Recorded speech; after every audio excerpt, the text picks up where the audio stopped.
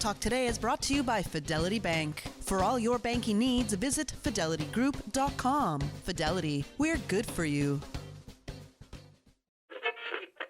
Oh, I think they're doing a great job. A lot of them are. Good afternoon, Dwayne. How are you? Not too bad, sir. Ladies and gentlemen, Radio Cayman's Talk Today with Sterling Dwayne Ebanks. But I do have some questions. There are more questions than answers.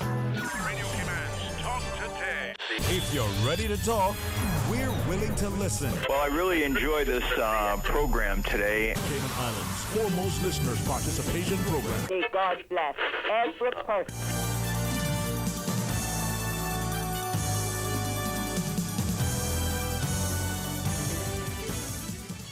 Hey, good afternoon and welcome. Thank you for joining us here on this truly terrific Tuesday as we invite you to be a part of our Health Expanding Democracy in 949-8037. Or if you want to put money into the economy, or you want someone else to pay for it, 1-800-534-TALK. Started the excellent company of Mr. Mario Rankin, 1:30. Talk to our friends over at UCCI, and at 2 p.m. Hey, always that continued partnership with the Health Services Authority. It's a chance to chat with you, have you share with us as we look at Radiology Week. So please stay tuned for Talk Today. Radio Cayman's Talk Today, the Cayman Islands' foremost listeners participation program.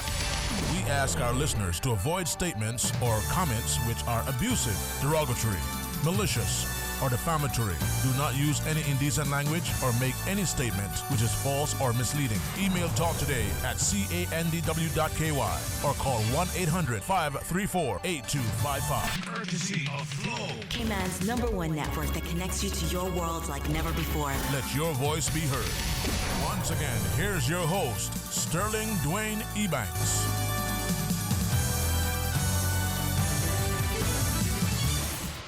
They say good afternoon and welcome back. Thanks for joining us. And may I say, good special afternoon to my good friend here, Mr. Mario Rankin, for sitting and keeping my company, boy.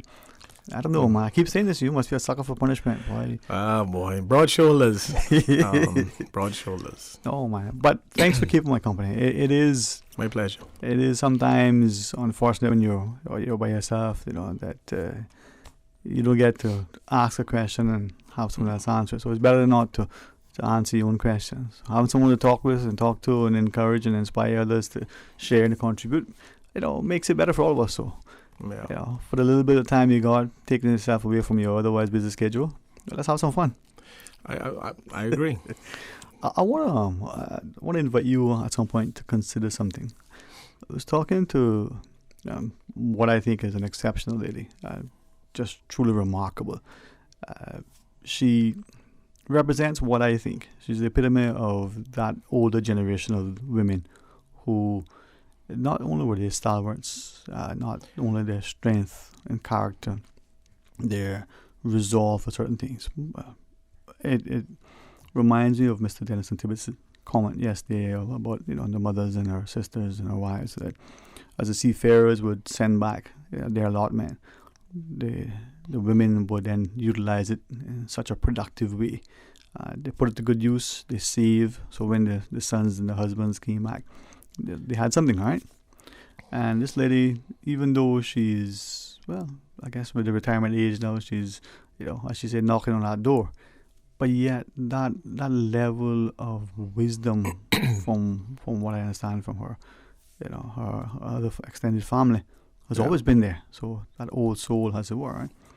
And she was saying, you ever wonder why it's lonely at the top? And I thought, She says, when you get there, it isn't that success isn't sweet. It's that success for you because of your selfish approach to it. You never brought anybody along, so there's no one to share with you when you attain that pinnacle. There is, clawing and fighting, you stepping in, you demoralizing, demeaning people on your way up. So instead of helping them, you're just doing it at any cost.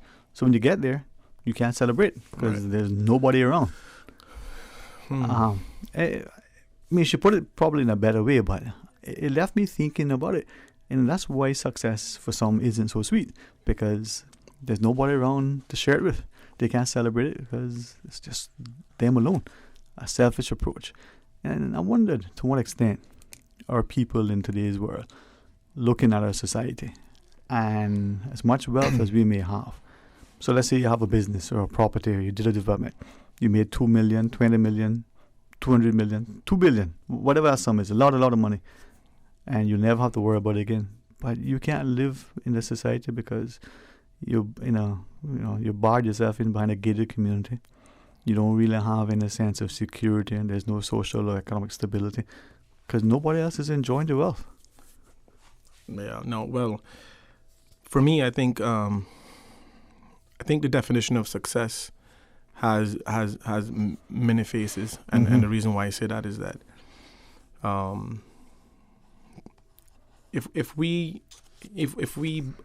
box the notion that being wealthy is successful, then I think we have certainly missed the true meaning of success, because being able to enjoy my family, being able to enjoy life, being able to wake up every morning, being healthy, being able to participate in whatever it is I do on a daily basis, understanding that time is the only real asset that has any real value, and it's the ability for you to spend that time with whomever creates your own self-satisfaction and happiness. I think that's success, in my opinion. Money is not success. Money is a part of life that has been integrated, where it seems as if you don't have money, you're miserable or you're unsuccessful and all these other things. And it's quite contrary, because Dr. Sanjay Gupta did a study some years ago where he went out to try to find the happiest people on earth. And the funny thing is that the country in which he labeled as the happiest people on earth was contrary to a lot of popular belief, and that was Cuba. And he said that was because when he went to Cuba, there was more people happy than unhappy. That Cuba is a place that has 12 million people, but with only a few hundred or thousand trying to leave. Now, I'm not saying that because I'm an expert on Cuba. I'm just simply sharing what I saw in this report. Right. And the genesis of that is that the reason why those people were happy was because they were in an environment where they didn't have to stress over the things that money afford you, which is healthcare, education, housing, and food. The four main essentials of life. Yeah. So, again, that is clear proof that success is not being wealthy. But for me, when I look at Cayman, I look at the social makeup and the social fabric of Cayman. We're very diverse for a small place. We have separate districts with different accents. Go figure, right? Because you could tell a West Bayer from an East End, a Bordentowner from a Georgetowner, very easily. If you're familiar with the culture of Cayman, you could distinguish who is who and where they're from just by looking at them sometimes. And just by looking at West Bayers more so. And I so say we're good looking people. Well, I just saying that you guys stand out. But I only say all of that because I think that, for Cayman being such a small society, it's actually really important for us to pay attention. And it's unfortunate that we would love to live in a society where we could work and whatever we work for affords us a comfortable lifestyle without any interference. I remember growing up, I just said it in the hall here to some of the other guests, that when I was going to school and I didn't pay attention to politics because we didn't feel the pinch of broken policies back then. It was a gradual erosion where the governments and successive governments didn't take long, hard looks at the advancement of certain policies and put strategic planning in place in order for it to grow with the people. So the idea of having a system that is draconial to the today's situation that we see. If a person applied for a mortgage in 1990 and it's a 30-year mortgage, right? And their job is XYZ and the qualification was that. And then over that 30-year period, the cost of living has constantly increased. but their salary not necessarily. So the light bill, the water bill, the food, the gas, all those things that created their qualification has increased, but their salary hasn't. So then they have now subsequently, from the growth of and the raising of the cost of living, has now become unqualified. Right? So the government didn't put any strategic policies in place to, one, protect the regular person in this country. And I don't know if it's a fault of their own directly, or it's just where they were caught up in let's make the economy this, let's create the economy for this, let's make sure that the open door policies remain this and make it better. We've heard a lot of talk about how to make it easier for people to come to Cayman to invest. And we use the word investment as an excuse for people to come in here to partake and be a part of our social fabric. And then when we get to a point now where we have such a cultural mashup and mix up, where now we start to see some of those influences, coming out as a result in our society, even in some of our policy making, then we have an issue because, one, we were never prepared for it. Two, that's not something we did historically. And three, we've been gated out of the economic success. Now, we're responsible for their economic success, but we're not partaking in economic success. And that's where I have a problem. And the reason I said that is as I could reflect back as an article just as recent as yesterday. And it was an article by the Compass which highlighted some comments from the now sitting premier.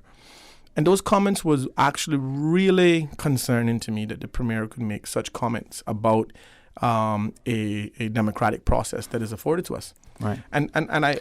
We got a call, but I want to hear from you as well. So go ahead. Okay. Yeah. Well, I'll say this quickly and we take the call.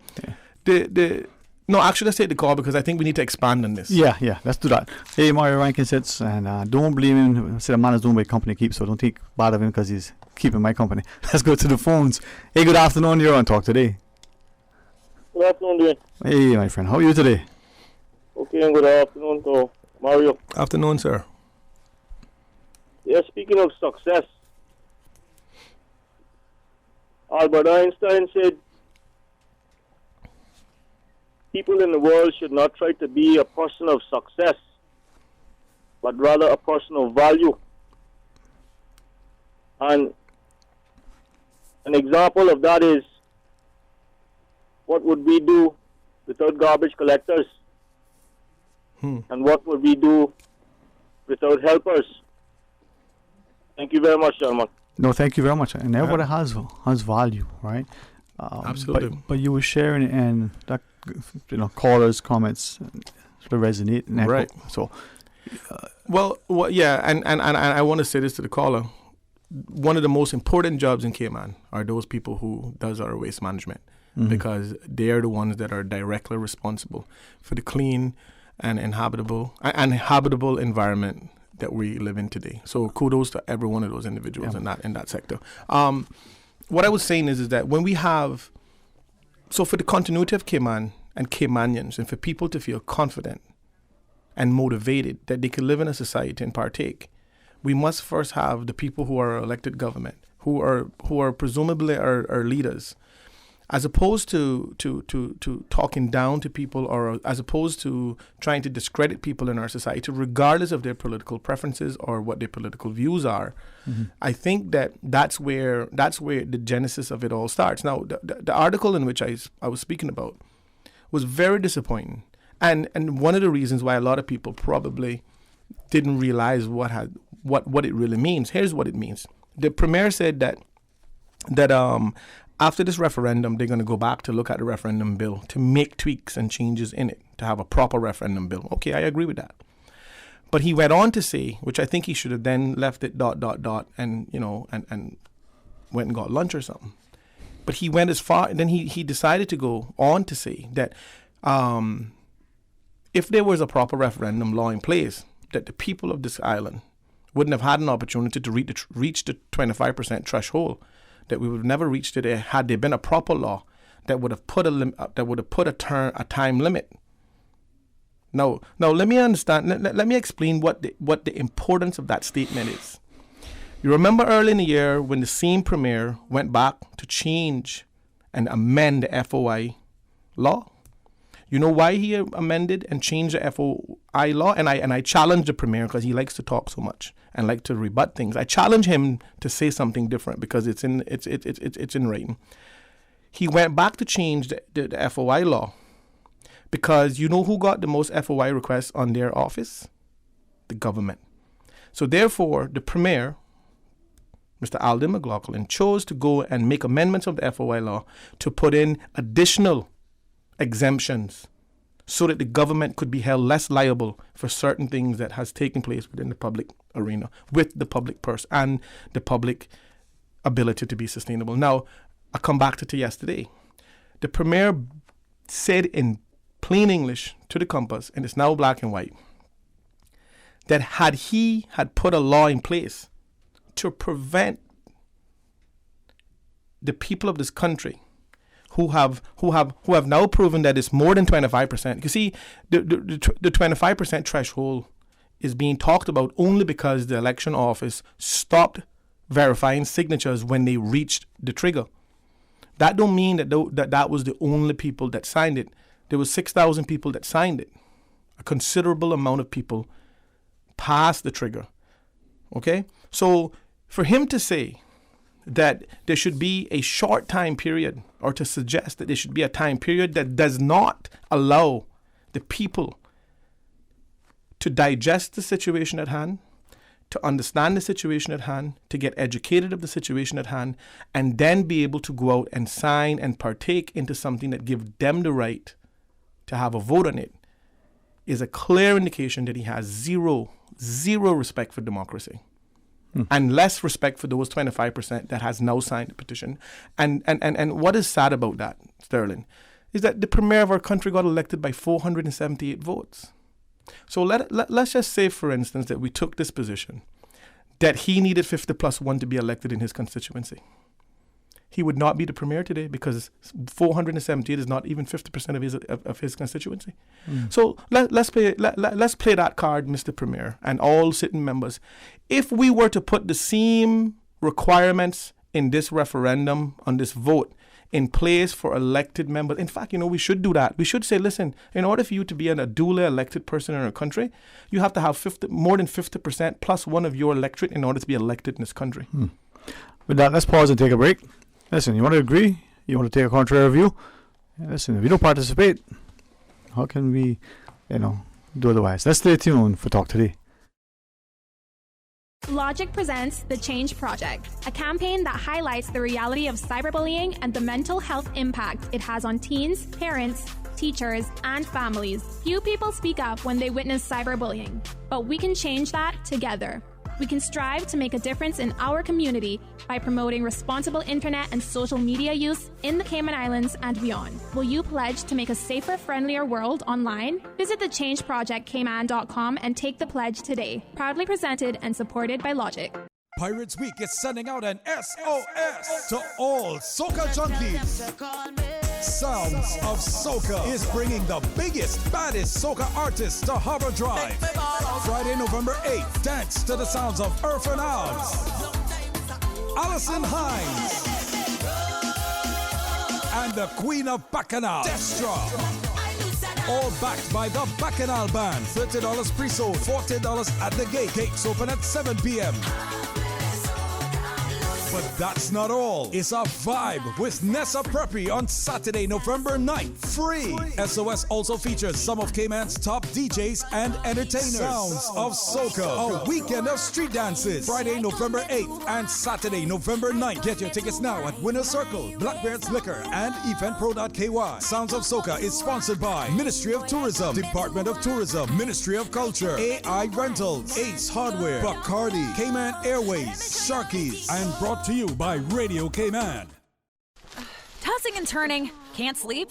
It's time to turn in your old mattress and go to bed with a new one. Take advantage of the fantastic savings on mattresses at Brand Source Home Gallery. Browse the huge mattress showroom and pick the perfect mattress today at 30% off. Brand Source Home Gallery has tons of new inventory from Sealy, Posturepedic, Carrington Chase, and Tempur-Pedic. With mattresses in every size to suit every budget, now's the time to save 30% and sleep better tonight. Brand Source Home Gallery, Dorsey Drive in Industrial Park. Sale ends November 16th. Call 623-5000 for more information.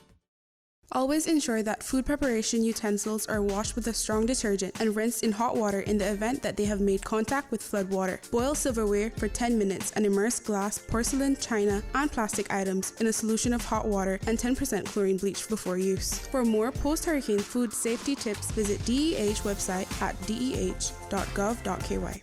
Hey guys, have you heard the feed? What? Tell me. It's Teen Up 2019. That's what. It's Saturday, November 9th from 7 to 10 p.m. That's wicked. What's the admission fee? Nothing. It's absolutely free. Free? Alright, I'm bringing my pirate hook. I'll be there. Wait, can someone tell my parents? Teens and parents, remember, ages 12 to 16 only. Oh, and it's drug-free. So no alcohol or drugs and no smoking or vaping. No smoking or vaping. Alright, see you there. It's gonna be lit. This message is brought to you by Youth to Youth, the National Drug Council, Pirate Speak Committee, and Radio Cayman. Talk today. But I do have some questions. Talk today. Cayman Islands' foremost listeners participation program. Talk today. Because there are more questions than answers. What the public is saying. Waiting to take your calls right now. Sterling Dwayne Ebanks.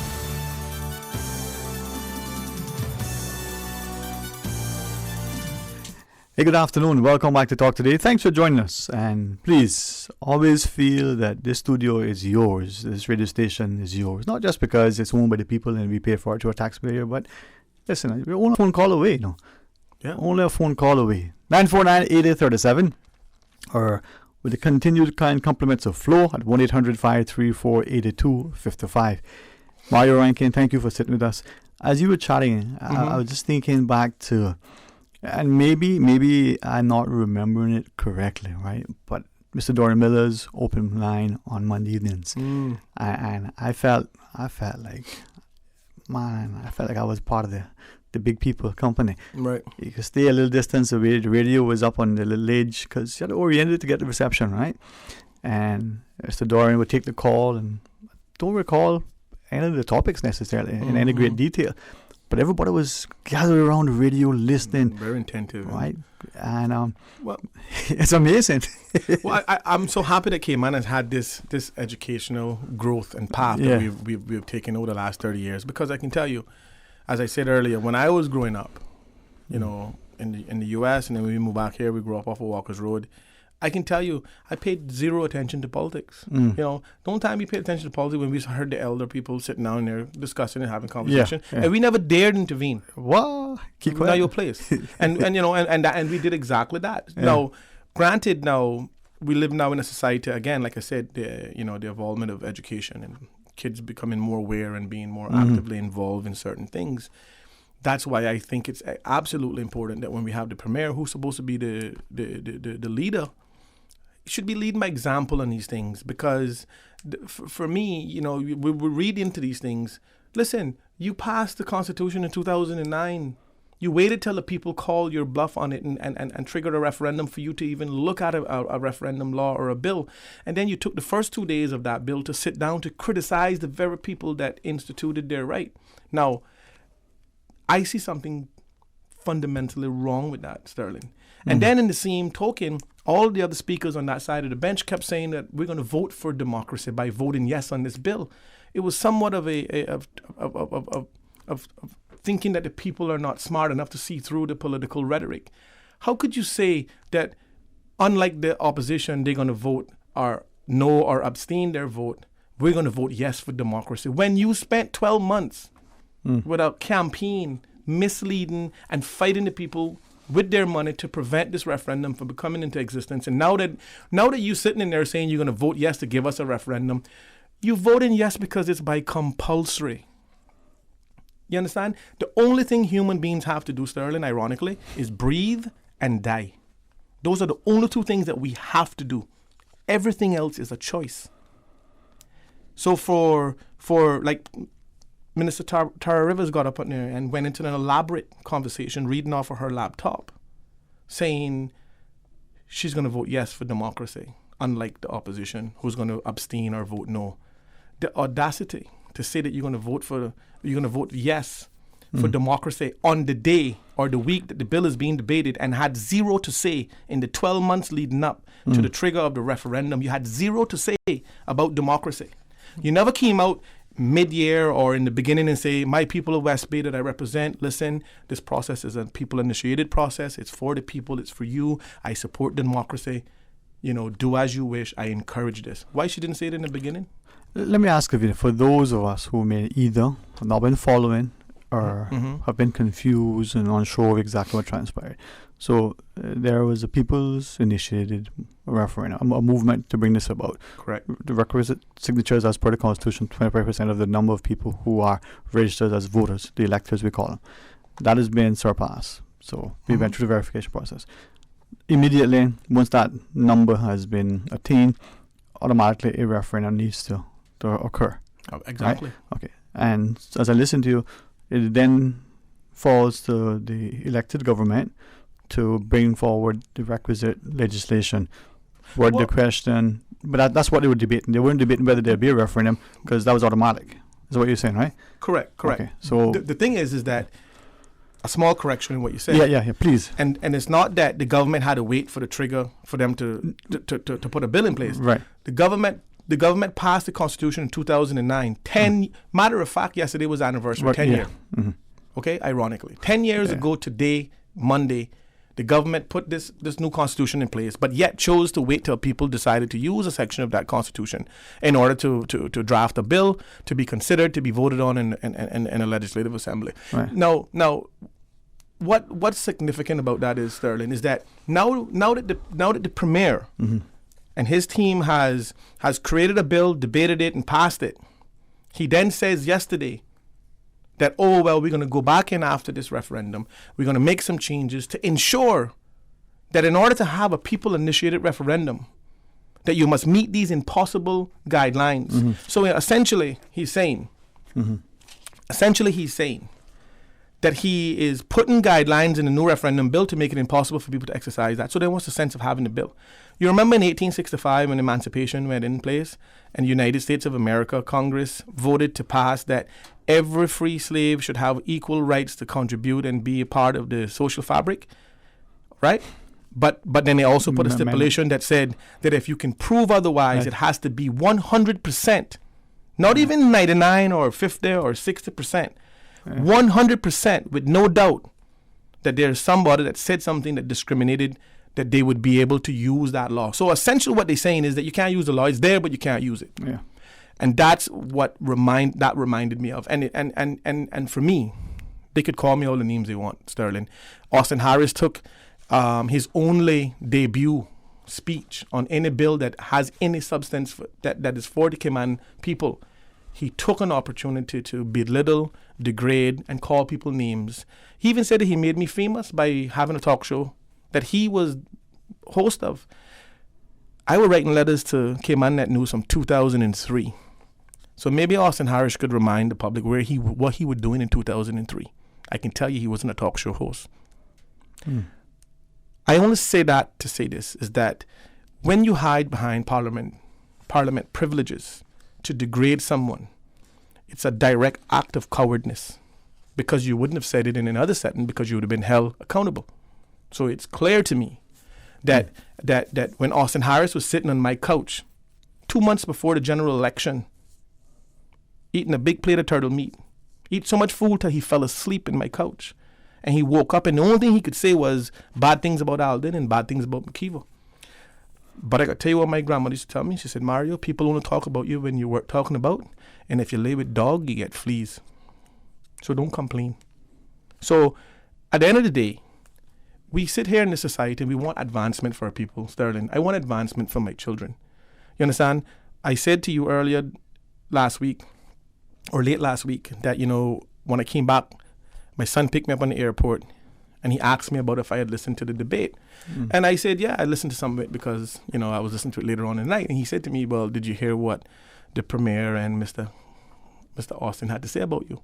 And I said, yeah, I said, yeah, but Jamal, I know nothing new.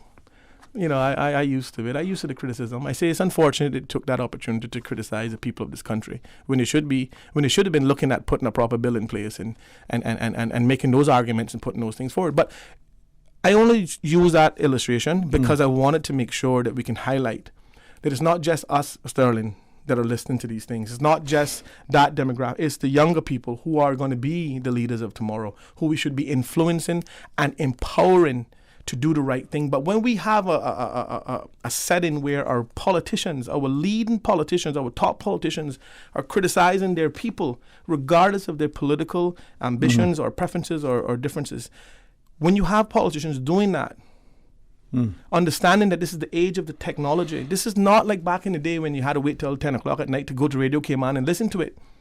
All right, I hear you. We got full access now with all this technology. All right, call Mr. Rankin. Let's go to our phones. Good afternoon. Thank you for sharing with us. Yes, I heard you mention something there a while ago, but open line. And, I heard turtle meat. I still think about that. Sorry, it was a cornbread. Just a little enlightenment here. Yes, sir. And it's quite ironic that one of the, I think you mentioned that you couldn't recall any of the topics. Well, there was a whole myriad of important topics that, were covered under the umbrella of open line over the years. Yes, sir. But one of the most participatory open lines, and I think one of them that had, I will mention two that had, I would say, the most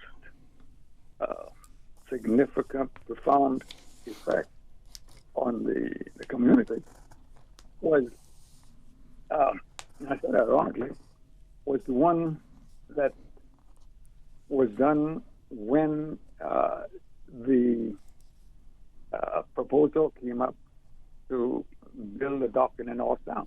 Mm-hmm. And, there was an open line on it. And after the open line, the subject never came up again to any significant level. And this is just some enlightenment. Mm-hmm. The other one was when it was intimated in the, I'm not sure whether it was the General Legislative Assembly or whether it was Finance Committee, because there were political perceivings that Radio Cayman was not being neutral or I'm not sure exactly how they perceived it, but that they wanted to cut off, or that they... Anyway, I don't think it went to that level that they wanted, but it was mentioned that maybe the funding for Radio Cayman should be cut off. Wow. And that was another subject that was taken up on Open Line, and you really never heard that same subject mentioned to any degree of significance after that. So that's just a little bit of enlightenment. Yes, sir. Good story, because that's when politicians listen to the people then. Yeah. Hey, thanks very much. And that's a power. That's a good story. Yeah, the power of, the people when exercised responsibly, respectfully, democratically. And I always welcome that caller and his contribution. Mr. Rankin, respectfully, let's pause, take a short break. When we come back, let's continue to engage and hopefully inform. Stay tuned for Talk Today. Sometimes things just don't go as planned. That's why you need Contractors All Risk Insurance from Fidelity Insurance Brokers. Ensure you're covered in the event of property damage and third-party injury or damage claims during your construction projects. And with Fidelity Insurance Brokers, you can be sure you are getting competitive pricing and superior customer service. Call us today for a free quote. Fidelity, we're good for you. Ambitious, determined, beautiful, and unapologetically uncompromising. You have set the bar high. Now let High Fashion and Design Studio take you to the next level. Full service hair and nail salon carrying the top designer brands. Calvin Klein, 9 West. Shoes, clothing, accessories, quality dressmaking, tailoring, and custom design. High Fashion and Design Studio, located in Cayman Trade Center, 199 Eastern Avenue, across from Bananas Restaurant. Call 945-4415 to book your high fashion and design experience today. Be bold, be true, be you. Celebrate the 2019 Pirates Week Festivals, November 7th to 11th, with fantasy, history, and fun. Then parlay with the Pirates at the District Heritage Days, November 12th to 16th. Set the course to East End on November 12th, West Bay November 13th, Barton Town November 15th, and throw anchor in Georgetown on November 16th. Bring the whole family and support your district. All Heritage Days open at 11 a.m. and it's free admission. For a full list of events, check out piratesweekfestival.com. See you there. Sponsored by Department of Tourism, Ministry of Culture, and Tourism Attraction Board. Also proudly sponsored by Radio Cayman. Headlines. With the latest headlines. One of Cayman's bright and shining young stars. Local, regional, international. Turning to international news. Updates on the hour between 7 a.m. and 6 p.m. on weekdays. All the news when you want it. Tune in to Radio Cayman for hourly headlines of the day's top stories. Radio Cayman, your voice, your choice, your radio. Talk today. But I do have some questions. Talk today. Cayman Islands' foremost listeners participation program. Talk today. Because there are more questions than answers. What the public is saying. Waiting to take your calls right now. Sterling Dwayne Ebanks.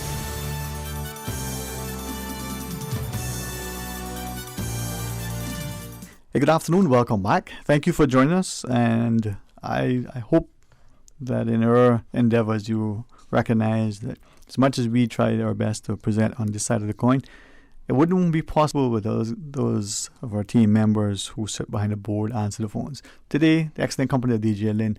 DJ, I want to say, as much as I enjoy your company and hopefully have some laughs at your expense, very grateful, man, very grateful. Because they make the job that much easier. We just got to sit there, hopefully think and talk and think. Mm-hmm. And him, Susan, and Wilson, and Carl, and a bunch of them, whenever they're by the board, man, I don't have to worry about anything. It's all good. Well, I say that though, to ask at the outset. I was referencing the conversation with I think just a remarkable lady, and she was talking about success, and you said something that almost would be identical to what she said, and that success isn't about the wealth, how much money. And she talked about the character of the individual, the personal contributions, the convictions that people have. So the willingness for some people to say, listen, we got to stand for this. In church, talk about standing in the gap. The song, I like my country music, so it says, if you don't stand for something, you fall for anything. But she said that increasingly, there are less and less people who are standing up for what they think is right, not just right now, but right for the future. Now, I'm not saying that she's old. I'll be the last person to say that. But I'm saying she's knocking on what we now determine to be close to the retirement age. Well, right? So she's a little older than us, right? Right. I just find it hard to believe that anybody could have an issue with somebody who wants to make sure that Cayman is preserved for future generations. I just can't seem to come to terms in my head. Why would anybody criticize anyone who wants to preserve Cayman in that unique way so that we could have it? The fact that when we have to ask the question what success is, we understand that success, like I said, has many faces. Mm-hmm. And right now, our cruise tourism product is successful. Mm-hmm. You realize that the economic success from the tourism sector that we are experiencing now for the last 50 years is because we don't have a cruise berthing pier, and it's because of the uniqueness, because of the type of environment that we is. If you can enjoy all of these success without it, how in the world can we conceivably think that you want to do it now because you think it's better for Cayman from an environmental and from an infrastructure and all these different things? It's not. It's just so that they can increase their bottom line, Sterling. I want to ask you something, and I think he's a gentleman that many of us respect, and not just his acumen and the like. Mr. Robert Hamilton was our guest recently. Right. He shared publicly that, from the tourism perspective, the country doesn't have to spend, the government in particular, doesn't have to spend any advertising dollars to attract the cruise passengers to our shores, right? And as he shared that, following the show, someone said, who's in advertising and marketing, said, you build a product, you have a service, you advertise it because you need to get customers to be aware of it, to buy it, to subscribe to it, what have you. And then the word of mouth is the best form of advertising.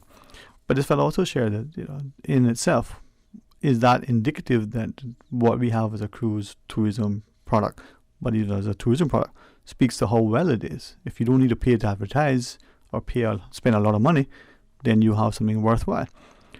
When Mr. Hamilton made the comment, I heard it. I didn't delve into it. I just thought, okay, that's a good thing. But when this, marketing guru, as I look at him, shared, I thought, you don't have to convince anybody to buy this thing, to subscribe to this thing, to take part in this thing. And we've been doing it for a while. Does that mean that, as you said, it's a good thing the way it is? Well, when we look at the things that are being circulated, that has been orbiting our society for the last few years in terms of the justification of building a cruise berthing facility.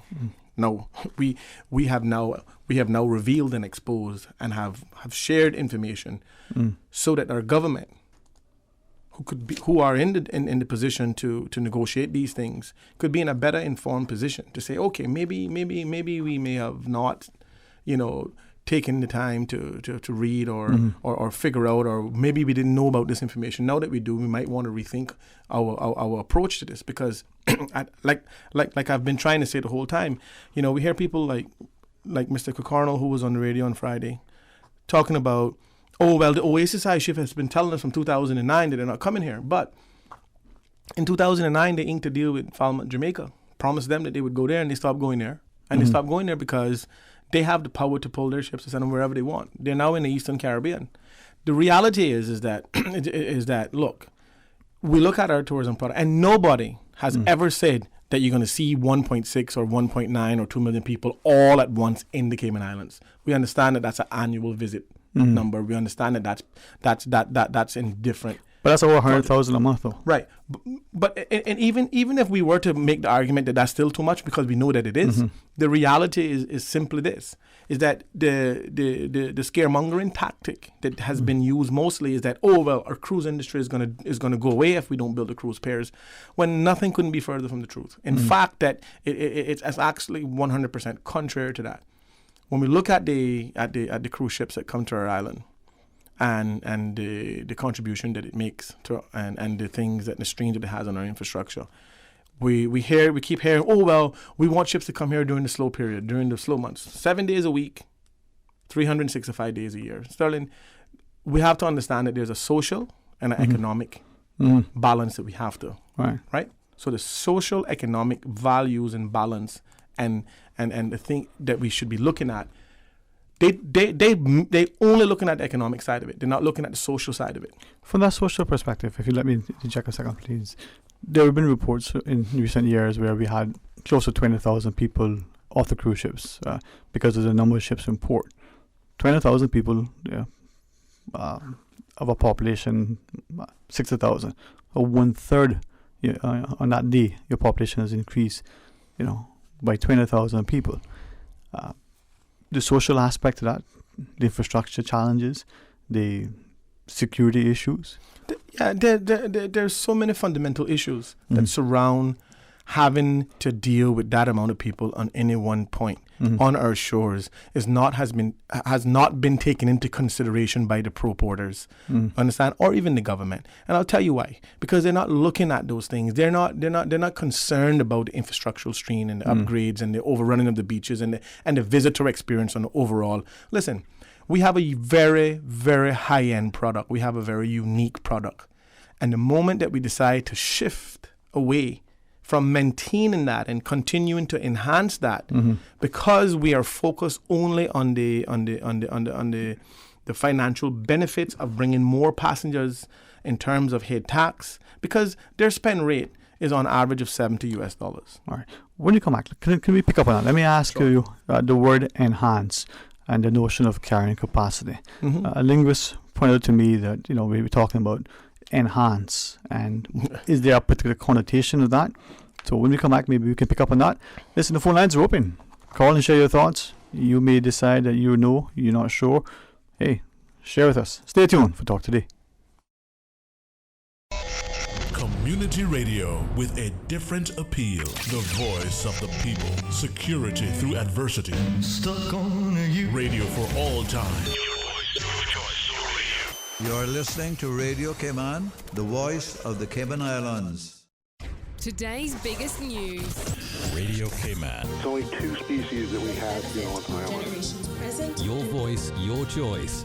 For today's biggest news. Access. Local, regional, international, this is headlines from Radio Cayman's newsroom team. Today's biggest news. I'm April Cummings with your headlines. The power company releases its third quarter unaudited financial results. CUC says major projects like the new 7 Mile Beach and Prospect substations, the control room and control system are progressing as planned. And the company says it is looking forward to starting the recently approved battery storage project and connecting more renewable energy to the grid as outlined by the Integrated Resource Plan. In international news, at least 3 anti-government protesters have been killed in clashes with security forces in southern Iraq. That according to officials today, as authorities tried to reopen the country's main port, which had been blocked by demonstrators for 3 days. Security and medical officials say a protester was killed and 8 more wounded in a key oil terminal on the Persian Gulf. The Iraqi High Commission for Human Rights, a semi-official agency, says 2 people were killed and 23 wounded in clashes in the southern city of Nasiriyah. Drug cartel gunmen ambushed 3 SUVs along a dirt road, slaughtering at least 6 children and 3 women, all of them U.S. citizens living in northern Mexico, in a grisly attack that left one of their SUVs a burned-out, bullet-riddled hulk. That according to authorities today. Another child was wounded and 1 missing. The dead included 6-month-old twins. Those are your headlines. From Radio Cayman's newsroom, I'm April Cummings. Stay in touch with Radio Cayman for the latest in news and information. Follow Radio Cayman on social media, Facebook, Instagram, Twitter. Download the Radio Cayman app or log on to our website, www.radiocayman.gov.ky. Radio Cayman, your voice, your choice, your radio. Tossing and turning? Can't sleep? It's time to turn in your old mattress and go to bed with a new one. Take advantage of the fantastic savings on mattresses at Brand Source Home Gallery. Browse the huge mattress showroom and pick the perfect mattress today at 30% off. Brand Source Home Gallery has tons of new inventory from Sealy, Posturepedic, Carrington Chase, and Tempur-Pedic. With mattresses in every size to suit every budget, now's the time to save 30% and sleep better tonight. Brand Source Home Gallery, Dorsey Drive in Industrial Park. Sale ends November 16th. Call 623-5000 for more information. Talk today. But I do have some questions. Talk today. Cayman Islands' foremost listeners participation program. Talk today. Because there are more questions than answers. What the public is saying. Waiting to take your calls right now. Sterling Dwayne Ebanks.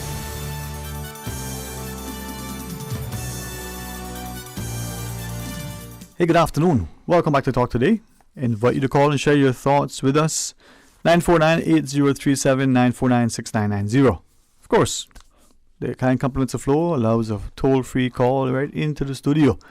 And I know when you see me here, I'm usually behind, my day was called the turntables, and they were spinning the shots, but I don't know what it is these days they do. But DJ Lynn, he is going to multitask. He's the man. All right, he answers the phone today for us and makes the sound even better. So call and shout, share your thoughts with us. Maya Rankin, thanks honestly to you and people like yourselves who, are willing to take the lick. So hopefully, you're as tough as they say. Yeah, well, I've been picking them up for a long time, now. I'm immune. But I wanted to ask this because I like when we can have open discussion. We talk about little justice, being blind. We talk about, for the longest time, government in the sunshine. I remember the Eastern Caribbean state that, had that as a slogan when it was, when the political party was campaigning. And then we adopted about openness, accountability, and transparency. Wonderful words, but is it embodied in our spirit, in our intent? Mm-hmm. A friend shared the notion of enhance. Now, as a linguist, she shared that we say things and we don't really pick up on it. Some of us maybe zero in on some words. But she was asking the question in terms of carrying capacity and infrastructure costs and the like. So before I tease that too much, let's just go to the phones and join these callers. Definitely. All right, let's do that. Thank you for sharing. Good afternoon and welcome. You're on Talk Today. Sterling? Yes, ma'am. How are you today? Oh, I'm very thankful and highly blessed and getting ready for the 13th for the space. Good for you. Mr. Mario. Yes, ma'am. I know on it's all right, right? Mm-hmm.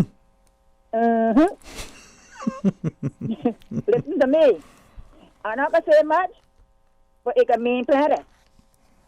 Remember Mr. Banks called and talking about the radio station and all this and that, dang. Mm-hmm. Let me tell you this, and let me tell who listens to Radio Cayman this now, and in particular, that unity government. Radio Cayman needs a new outfit instead of getting parked. Because a few weeks ago, sorry about the air, but allowed now. That's okay, man. A few weeks ago, one part, it took nearly a week to get it back. And I missed that a lot. I had to be listening to, the Marin one is it down Cayman Bay? I had to be listening to that. The DART station? The one, the DART down there? By, is the Marin one right? Marin? Is it Marin? I don't know what it is, but I will listen to it. I had to listen to something. And listen, I feel so sorry for the people that used to watch Cayman 27. Government should be ashamed of themselves all at this time now, and they ain't doing anything about that. I say shame on the unity government. Bye. Bye for now. Yes, ma'am. Everybody have a good one, a good one.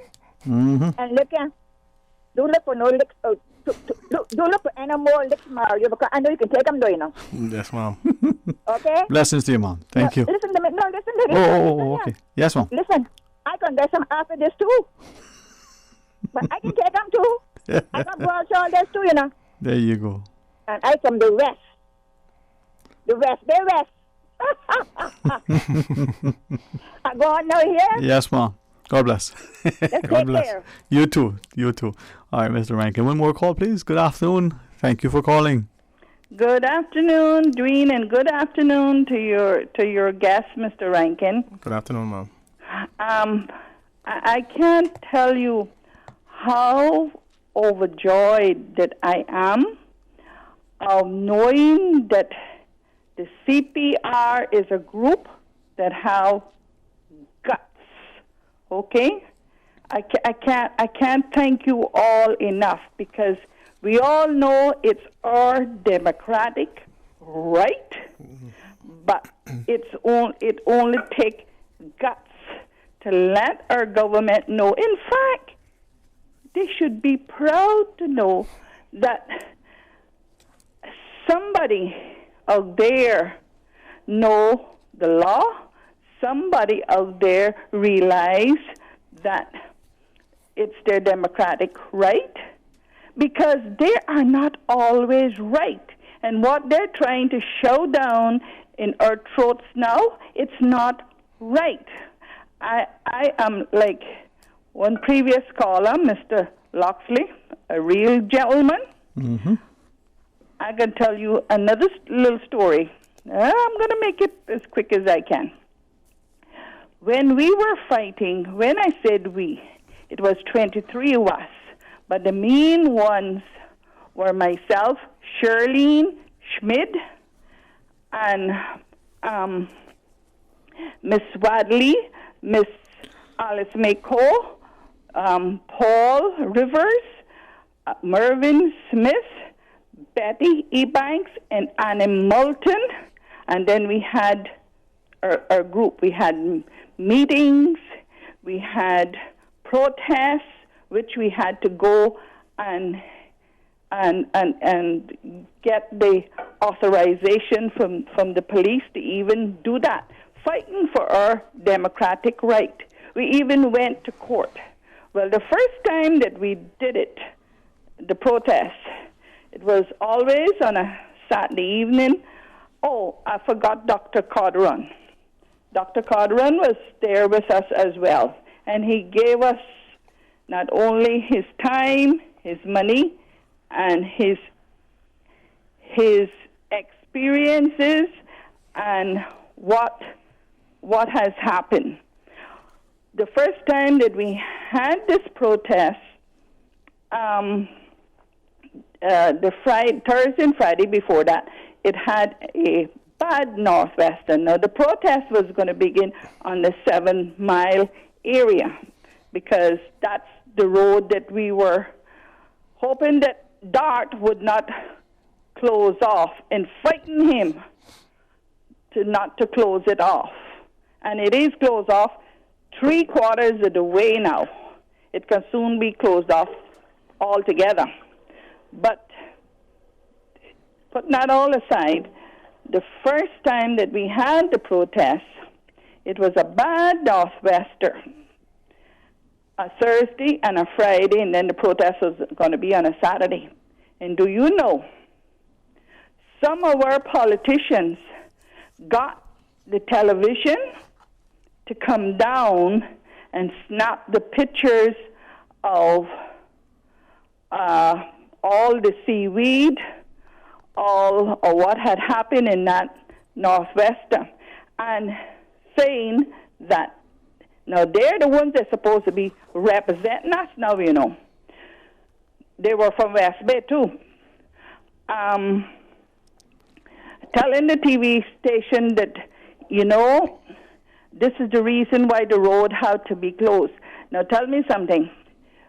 We had nor'westers long time before I was born, before you was born, before Mr. Dwayne was born, even our grandparents. Mm-hmm. Okay, great-grandparents and great-grandparents.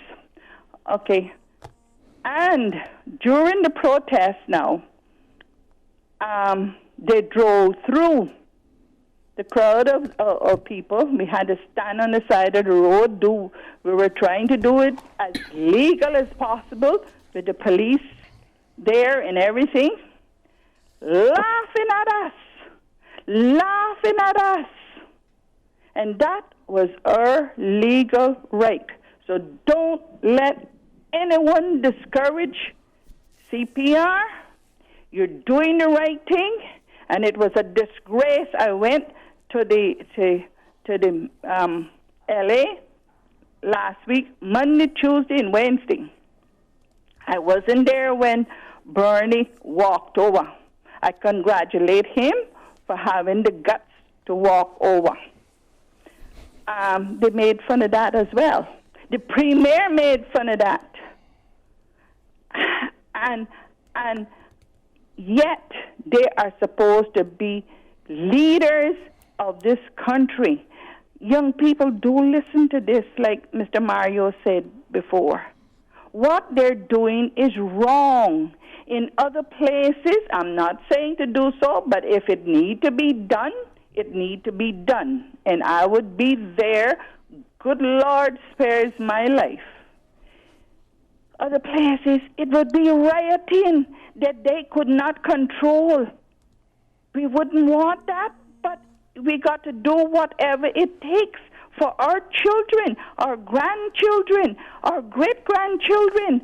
How are they looking at us? How are they looking at us? Now, my grandfather, God rest his soul, was Henry Albert, and there was a whole lot of them. They had guts. My grandmother seen things. My grandmother and grandfather from Honduras, I better hush before they tell me I need status. From Honduras, they had guts. But we, the younger ones now, our generation, we need to speak out and do what is right. So I admire CPR, and it's going to be a no for me. I'll suffer whatever comes because that's what it's all about. Yes, Mom. Thank you very much for listening. And Mario, may the good Lord bless the crowd of you. And thank you, Mom. Keep up the good works.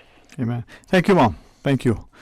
With that, Mr. Rankin, quick short break, and then, oh man, only a few more minutes of your company, so stay tuned, please, for Talk Today. A caring and community spirit, cherished family and cultural values. These are some of the things that still embodies the Caymanian way of life in the Eastern Districts today. Savannah Pharmacy, your neighborhood pharmacy, located in Countryside Shopping Village, is delighted to offer products and services of real value. Whether it's catering to your family's medical needs or carrying apparel, gifts, and beauty products, Savannah Pharmacy provides you with more than just prescriptions. Remember, they're always just around the corner with everything your family needs and convenient opening hours, including Sundays and holidays. Savannah Pharmacy. For more information, call 946-3336. Think about something that makes you happy. Did it make you smile? We know it did, because that's what we do at Sagicor. Put smiles on our clients' faces every day. With a large range of products to cover your family, it's no wonder most locals choose Sagicor for their life insurance needs. Serving the community for over 25 years. Let us put a smile on your face. Call your Sagicor advisor today. Do you own a Cayman parrot? They are a protected species, but people have been allowed to keep them as pets for years. It's opened the door to nest robbing and illegal trade of our national bird. We need to stop it, but we should also give current Cayman parrot owners a chance to keep their bird legally. If you own a Cayman parrot, you have until February 29th next year to register it with the Department of Environment. Find out more about parrot registration by calling 949-8469 or emailing doe@gov.ky. Let's protect our Cayman parrots. Congratulations, it's a boy. During the greatest events of your life, whether or not you have the right health insurance coverage should be the last thing on your mind. That's why at Fidelity Health, we are committed to helping you get matched with the right plan to suit you and your family. We offer a range of plans to suit your budget, plus access to a network of quality care throughout the Caribbean and the USA. You can relax and enjoy life's greatest moments when you are covered with Fidelity Health. Call us today at 949-7822 for a free quote. Put a brand new 2020 Chevrolet Equinox Premier under your tree this Christmas and enjoy the most equipped SUV in its class with foot sensor liftgate, four-wheel drive, panoramic sunroof, ventilated leather seats, wireless phone charge, parking assist, front collision sensor, rear vision camera, remote vehicle start, and a 1.5-liter turbo engine. Whew. And the best part is, buy now and pay nothing until next year. Visit the showroom on Owen Roberts Drive for a test drive or visit advancedchevrolet.com to start enjoying your Christmas early. Support our port, support our tourism. Did you know in the 15 years that we've been discussing the berthing facility, our competitors have pressed on with construction and now welcome the larger ships that pass us by? It's time we built our piers. Looking forward, looking bright. Learn more and spread the word. Support our port, support our tourism. Talk today. But I do have some questions. Talk today. Cayman Islands' foremost listeners participation program. Talk today. Because there are more questions than answers. What the public is saying. Waiting to take your calls right now. Sterling Dwayne Ebanks.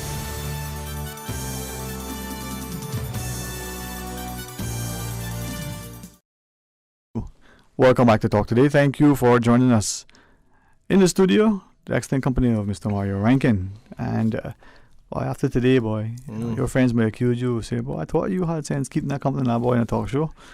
Anyway, so it go. Yeah. but thanks for your time, and thanks for championing that people can speak out and they must speak out. Doesn't mean that they're always going to be embraced, but so it go. Yeah. Well, for me, it's always been I've always had a very open and transparent agenda on what it is I talk about. I've never hidden or pretended anything. Mm-hmm. And I can tell you right now, categorically, that everything that I've ever tried to do in Cayman, whether in my personal capacity or public, has always been to benefit everybody, that everybody would have had or could have been inclusive. every project. I've been criticized about oil refineries and all this stuff. People, the one person that criticized me the most about the oil refinery, he should have been the one that read it and saw what it was about. It was actually to enhance our environment. And that may sound kind of like an oxymoron, right? Oil refinery enhancement. The reality is that refinery was to take greenhouse gases, which our local electricity company now had at the time 16 generators. We were going to take their exhaust systems, run it through CO2 scrubbers, and it would have been pumped into greenhouses that could have grown strawberries, climate control. And the crude oil would have been pumped the same way diesel is being pumped to Jackson, from Jackson Point to CUC. It's through a pipeline that already exists. No environmental impact at all that don't already currently exist. And it would have been put into refineries that would have also, too, had scrubbers, and it would have been zero emissions. And we would have cleaned up CUC's emissions. So we would have been actually reducing our carbon footprint and creating carbon credits, which would have been an environmentalist sound thing for environment. But however, and we would have been self-sustainable in fuel and energy. But obviously, gentleman didn't read the report and made himself look really, uninformed. But to that end, when we have this open dialogue and we're talking about these issues and the carrying capacity and the enhancement, and like you mentioned earlier, we have to be careful how we use the word enhancement, because I don't think going mass cruise could be associated with enhancement. There's no such thing as enhancing mass cruise. They don't go hand in hand. Okay, but obviously the question in which the government chose on how to word it on a referendum is quite suspect to me personally, and I think that it was actually deliberate and done to create confusion. Now, I do have, and I'm an optimist, I have extreme confidence that the people of this country will come out in mass droves. It will be the largest voter turnout in Cayman history is what I'm hoping for, and I think it will happen. And people understand and see through the rhetoric for what it is. And I know that our time is cutting short, but I would just say these closing remarks that, check the times, right? Yeah. That, the premier made a very interesting statement a few weeks ago saying that if this referendum was to be successful, he'd have to rethink his position as premier. Well, I would just like to say this to the voting public. By his own utterances, the premier has given us an opportunity to kill two birds with one stone. We can vote on this all-important cruise berthing facility, and we can also vote a no confidence on the premier, because voting in this referendum on this issue of the cruise berthing, when you vote no, you're going to essentially be voting no confidence on the premier. By his own utterances, not mine, because he said he would have to rethink his position as premier.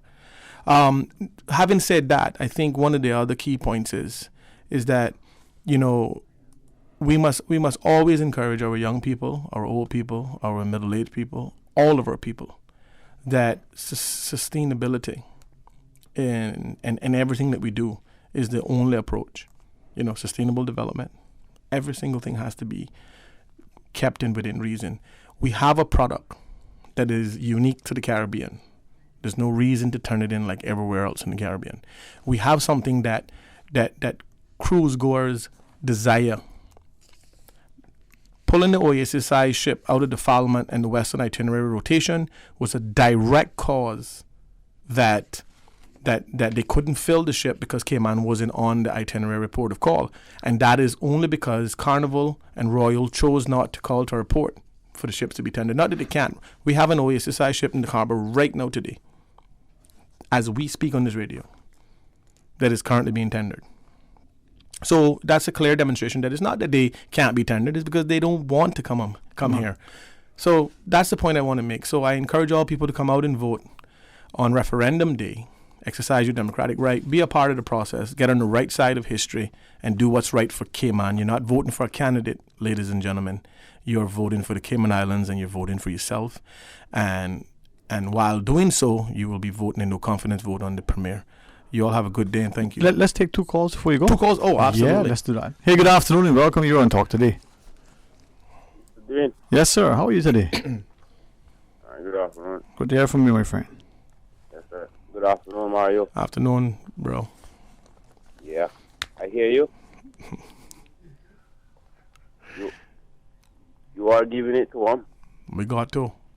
You got to. We got to, bro. We got to. Yes. You hear. I don't know if you heard him in the assembly last night. Oh no, I didn't. I must go listen. Bragging about they went on a Norwegian cruise. Mm. And if it were him or whoever it was talking that time, they wouldn't want to be tendered. Yeah. So excuse me. You speak for everybody in the world about not being tendered. Exactly. Good point. I wonder who he think this is. I wonder if them shoulder pads really made out of copper or iron or something. You understand? Because you see, when you're a leader of something like this here, you gotta make sure that it's not you that speaking to the people. You know? Is the people have to speak to you too? But you have to understand, say, when we tell you something or when we try and show you something, you know. Plus, these ships that they bragging about, these things, they getting scorned, you know. Because they're so dirty. Anytime they pull up anyway, they can, or what they say, when they get 25 miles off, they can dump anything and don't have nothing to worry about. So where I got drift that I can't drift in here? No, man, no. I don't like this at all. And plus, there's bragging about it gonna get billed anyway. Yeah, you're right. You're right, Daniel. You're 100% right. But you know what, Daniel? It's us, the people, that have to demonstrate the power to send a clear message to the government that, look, this referendum is ours, and we're gonna use it whenever we see that it's a matter of national importance. Now, obviously, Alden talked about putting stipulations in the new law to make it hard for us to get to that trigger, which is unfortunate, but we'll sort that out because when he's no longer a member of parliament, whatever he put in place, we can change and put the proper thing in place. That's what I like about the Westminster system. That's right. And forgive me, but they're speaking to Mr. Speaker. Arden called him Madam Speaker. Madam Speaker. Right? The one that got so much a track record, right? Of slapping and touching things that he not supposed to be touching. You understand? Saying that we got mug shots and all this about this man. And it's like they're speaking to get his approval. You understand? That's the first sign of corruption right there. I mean, you think that person is not biased? You think that Mr. Speaker is not voting for the referendum? I mean, the port to be built? A money hog like that. You think you trying to persuade, when they're debating, you trying to persuade that person to get on the side of the environment? I don't think so. All right. I don't think so. All right, man. Appreciate your call. Respectfully, let's take one more if we can before our next segment. Good afternoon and welcome. Good afternoon again. It is me again. Oh, it's you again. Welcome back and my name is Margaret. Okay, Mom. Listen. Yes, Mom. When I called the first time, I was going to mention Bernie's thing there. But I'm going to do it now. I'm going to do it even better than my rescue woman just now, lady just now. When they can, Premier can say that he is not surprised at Bernie doing that. Hello. They should remember that when they had the swearing in, because I would say everything, you know, outside and inside, and they asked him he would accept the deputy speaker, he accepted. And then when he could accept the PAC, Public Accounts Committee, he accepted. But when he really had to have his little say, you know what he said? It is obvious that where I am at, I am not comfortable. And another thing I must add that he did not say then. He was always told that must not let anyone sway him in any way. He must always use his conscience. So what did he do? Did he use his conscience and walked across the aisle? Hello? Yes, ma'am. Yes, ma'am. Okay, then I go on now here. Okay. Well, thank you. And go to Enjoy. this, Thank you. Enjoy your afternoon. Continue listening to us, all right? Okay, God bless. Mr. Rankin, thank you for your company. I do recognize that, hopefully we'll be able to have more people talking as their, conscience leads them, whatever direction that may take them. Enjoy your afternoon, sir. Thank you very much, and thank you to the listening public and Radio Cayman. Always a blessed time coming here and sharing these types of dialogue. And for the record, Radio Cayman is what made us radio famous. All right, Mario Rankin. Let's pause and take a short break. When we come back, more talk today. A caring and community spirit, cherished family and cultural values. These are some of the things that still embodies the Caymanian way of life in the Eastern Districts today. Savannah Pharmacy, your neighborhood pharmacy, located in Countryside Shopping Village, is delighted to offer products and services of real value. Whether it's catering to your family's medical needs or carrying apparel, gifts, and beauty products, Savannah Pharmacy provides you with more than just prescriptions. Remember, they're always just around the corner with everything your family needs and convenient opening hours, including Sundays and holidays. Savannah Pharmacy. For more information, call 946-3336. King Sports Center takes pride in being more than just an ordinary gymnasium. For 14 years, their multi-purpose facility has been providing the community with a variety of sporting, recreational, and relaxation activities. King Sports Center has a bowling alley, lounge bar, multi-purpose rooms, powerhouse gym, rock climbing wall, bungee jumping, a 10,000 square foot rink, and so much more. For more information on the variety of services, call their friendly staff today at 946-5464 or email kings@candw.ky or visit www.kingsportscenter.com. King Sports Center, your one-stop shop for fitness, recreation, and relaxation. Ambitious, determined, beautiful, and unapologetically uncompromising. You have set the bar high. Now let High Fashion and Design Studio take you to the next level. Full service hair and nail salon carrying the top designer brands. Calvin Klein, 9 West. Shoes, clothing, accessories, quality dressmaking, tailoring, and custom design. High Fashion and Design Studio, located in Cayman Trade Center, 199 Eastern Avenue, across from Bananas Restaurant. Call 945-4415 to book your high fashion and design experience today. Be bold, be true, be you. Country and Western delivers. Now you can have your old-time Caymanian favorite dishes every day, all day, without leaving the office. Enjoy mouth-watering meals including turtle stew, roast beef, oxtail, or salt beef and beans, just to name a few. You can also call in and pick up your dinner on the way home. No mess, no fuss, just the best Caymanian cuisine at a price you can afford. Country and Western is located on Crew Road, just past Alliance Center. Minimum order required for delivery. Call them at 945-4079 to place your order now. Country and Western, 945-4079. Did you know that the executive branch of government has sole authority and responsibility for the daily administration of the Cayman Islands? The executive authority is exercised on Her Majesty's behalf of the government, which consists of the governor and the cabinet.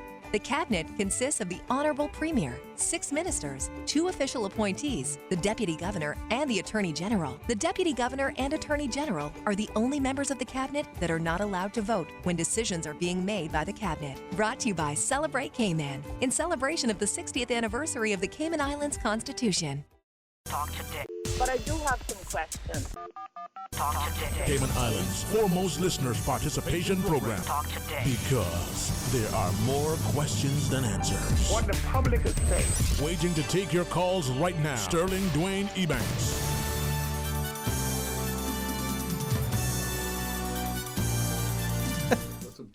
Hey, good afternoon and welcome. Thank you so much for joining us. And every day I give thanks. Hopefully, I give thanks anyway because I try for not only living in what I think is a blessed place, but amongst a blessed people and a wonderful land and a wonderful time. This afternoon truly is an honor to welcome to our studio an opportunity to speak to Dr. Neela Panton, and as we have with Dr. Linda Smith who at the UCCI share with us. You know, Dr. Smith, the idea that any academic institution, and in particular our tertiary institutions, for them to serve as the catalyst within a society that not just encourages people, but provides that safe haven for critique, for commentary, to be able to, as objectively, as impartially, as respectfully, and as responsibly, to have, as UCI has over the years, forums and conferences, and just an evening where maybe it's an international presenter, maybe it's a local author, to talk to the public about historical issues, about contemporary affairs, so that you leave there and you start to question, but you also start to appreciate. And as I'm hopeful that Dr. Panton would allow us to sort of engage him to an extent, because I'll share in a minute. There are many people that we respect, but I think, Dr. Neely, there are very few that we look to in our society as we look highly to you. So, Dr. Smith, with that, I like the way you're brought in the last part of it, which is the stature of Dr.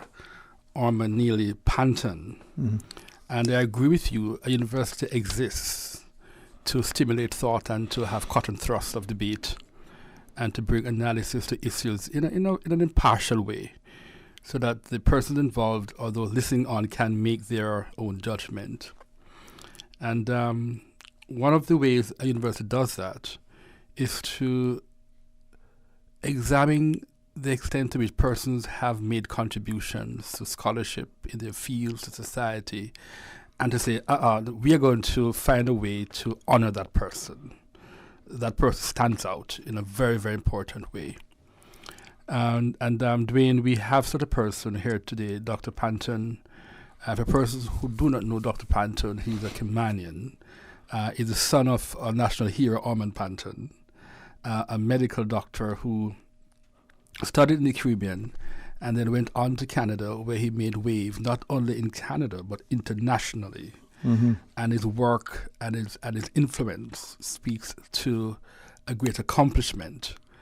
And so the university has ways of honoring these persons. So come this Thursday, at the commencement celebration, we are going to be bestowing on Dr. Panton the we call it honorary degree, the Doctor of Science honoris causa degree, for his contribution, in recognition of his contribution to the field of science. I must hasten to say, Sterling, he's a top surgeon, clinical professor, leader, and particularly a pioneer in the medical field. And he stands out easily as one of the most successful surgeons coming from the Caribbean, from Cayman Islands.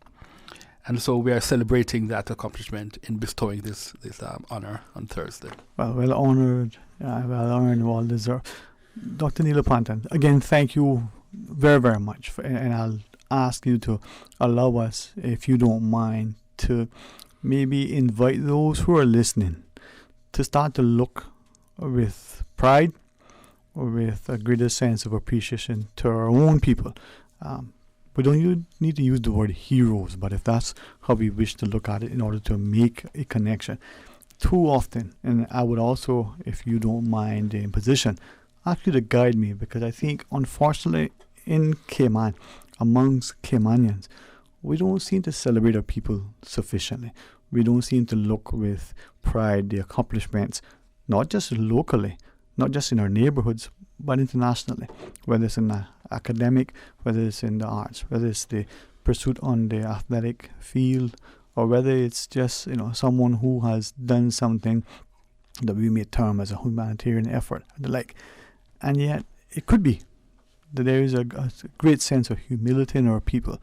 Not that we can't brag and boast to be the best of them, but there's a genuine humility, I think, in our people. So we don't want anybody to make a fuss about us, as it were.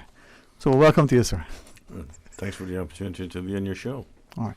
From that perspective, though, if I may first ask, when I was given this opportunity, and I thank Ray Singh, as I was saying to Dr. Smith earlier, he's the sort of our liaison between us and UCCI in bringing out the opportunity to showcase the things that are transpiring at UCCI.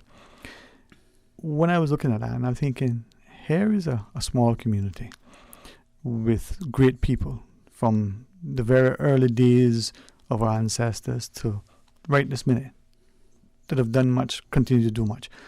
But it seems that education, that piece of paper that our parents have always championed, you need to get a piece of paper, not just hang on the wall, but to show that you can, hold your heart with the best of them. Are we as a people embracing that in your, in your view, if you don't mind sharing, to the extent that perhaps other jurisdictions have, or that we even could and should? Well, if I go back to my young days, I think the Cayman Islands government made it relatively easy for us to get an education. My high school class of 69, we were, if not the first, one of the first to go to high school on scholarships. And when I went off to the University of the West Indies in 1971 to do basic sciences and then medicine, I was on a Cayman Islands scholarship. I did get most of my medical school expenses paid for by a scholarship from the Canadian government. But I stayed in Jamaica for 2 years doing an internship and a year as what's called a senior house officer. And during that period of time, the Cayman Islands government also supported me because the money I was making would not pay for an apartment. So yes, I think it was. We had individuals like Mrs. Isley Connolly, who was the chief education officer, and they looked after us very well. Okay. I recently I had quite a few young Caymanian physicians who were trying to go off to do postgraduate training in various subspecialties approached me because they felt that there was a lack of support. I wrote the Premier McLaughlin a letter, and because I explained to the students that the doctors that if they had funding from the country of origin as international medical graduates, it would facilitate their getting access to that education. For instance, at the University of British Columbia in general surgery, we have training agreements with the Saudis and the Omanis, and those trainees come fully funded. And I know that, again, one of my classmates, the Honorable Ezra Miller, took that before the House, and I think within the past year it was announced that the Cayman Islands government would be offering, I think it was upwards of $100,000 a year for postgraduate medical education. So I think the attempts are being made. I'm out of touch with the education system now, but I think if a student is able and willing and they know what they want to do in this country, they can achieve their objectives. Right. And I appreciate that because for me it's something that I think we've all been heavily influenced by our parents. Some of us, it may be our mothers, primarily because for those for whom their fathers were at sea, their mother was that driving force. And in our case, our mother, to this day, points to our head and say, you get it up here, nobody can take it from you. So that value. But I was asking that, and I appreciate your response, from the perspective as a community, as the individuals, irrespective of whatever infrastructure investment or educational scholarships, public or private or individual, are we as a people embracing it? And I look to you, your intellect. I look at your contributions and your continuing studies, whether it's from the early 70s to now. The idea that we are contributing, we're still growing in our field, but despite your, maybe physical absence, you're continually present in our country, in our people, in this development, and that's commendable. Well, thank you very much. And I think in the 70s, there was a downside to the financial and economic success that the Cayman Islands enjoyed.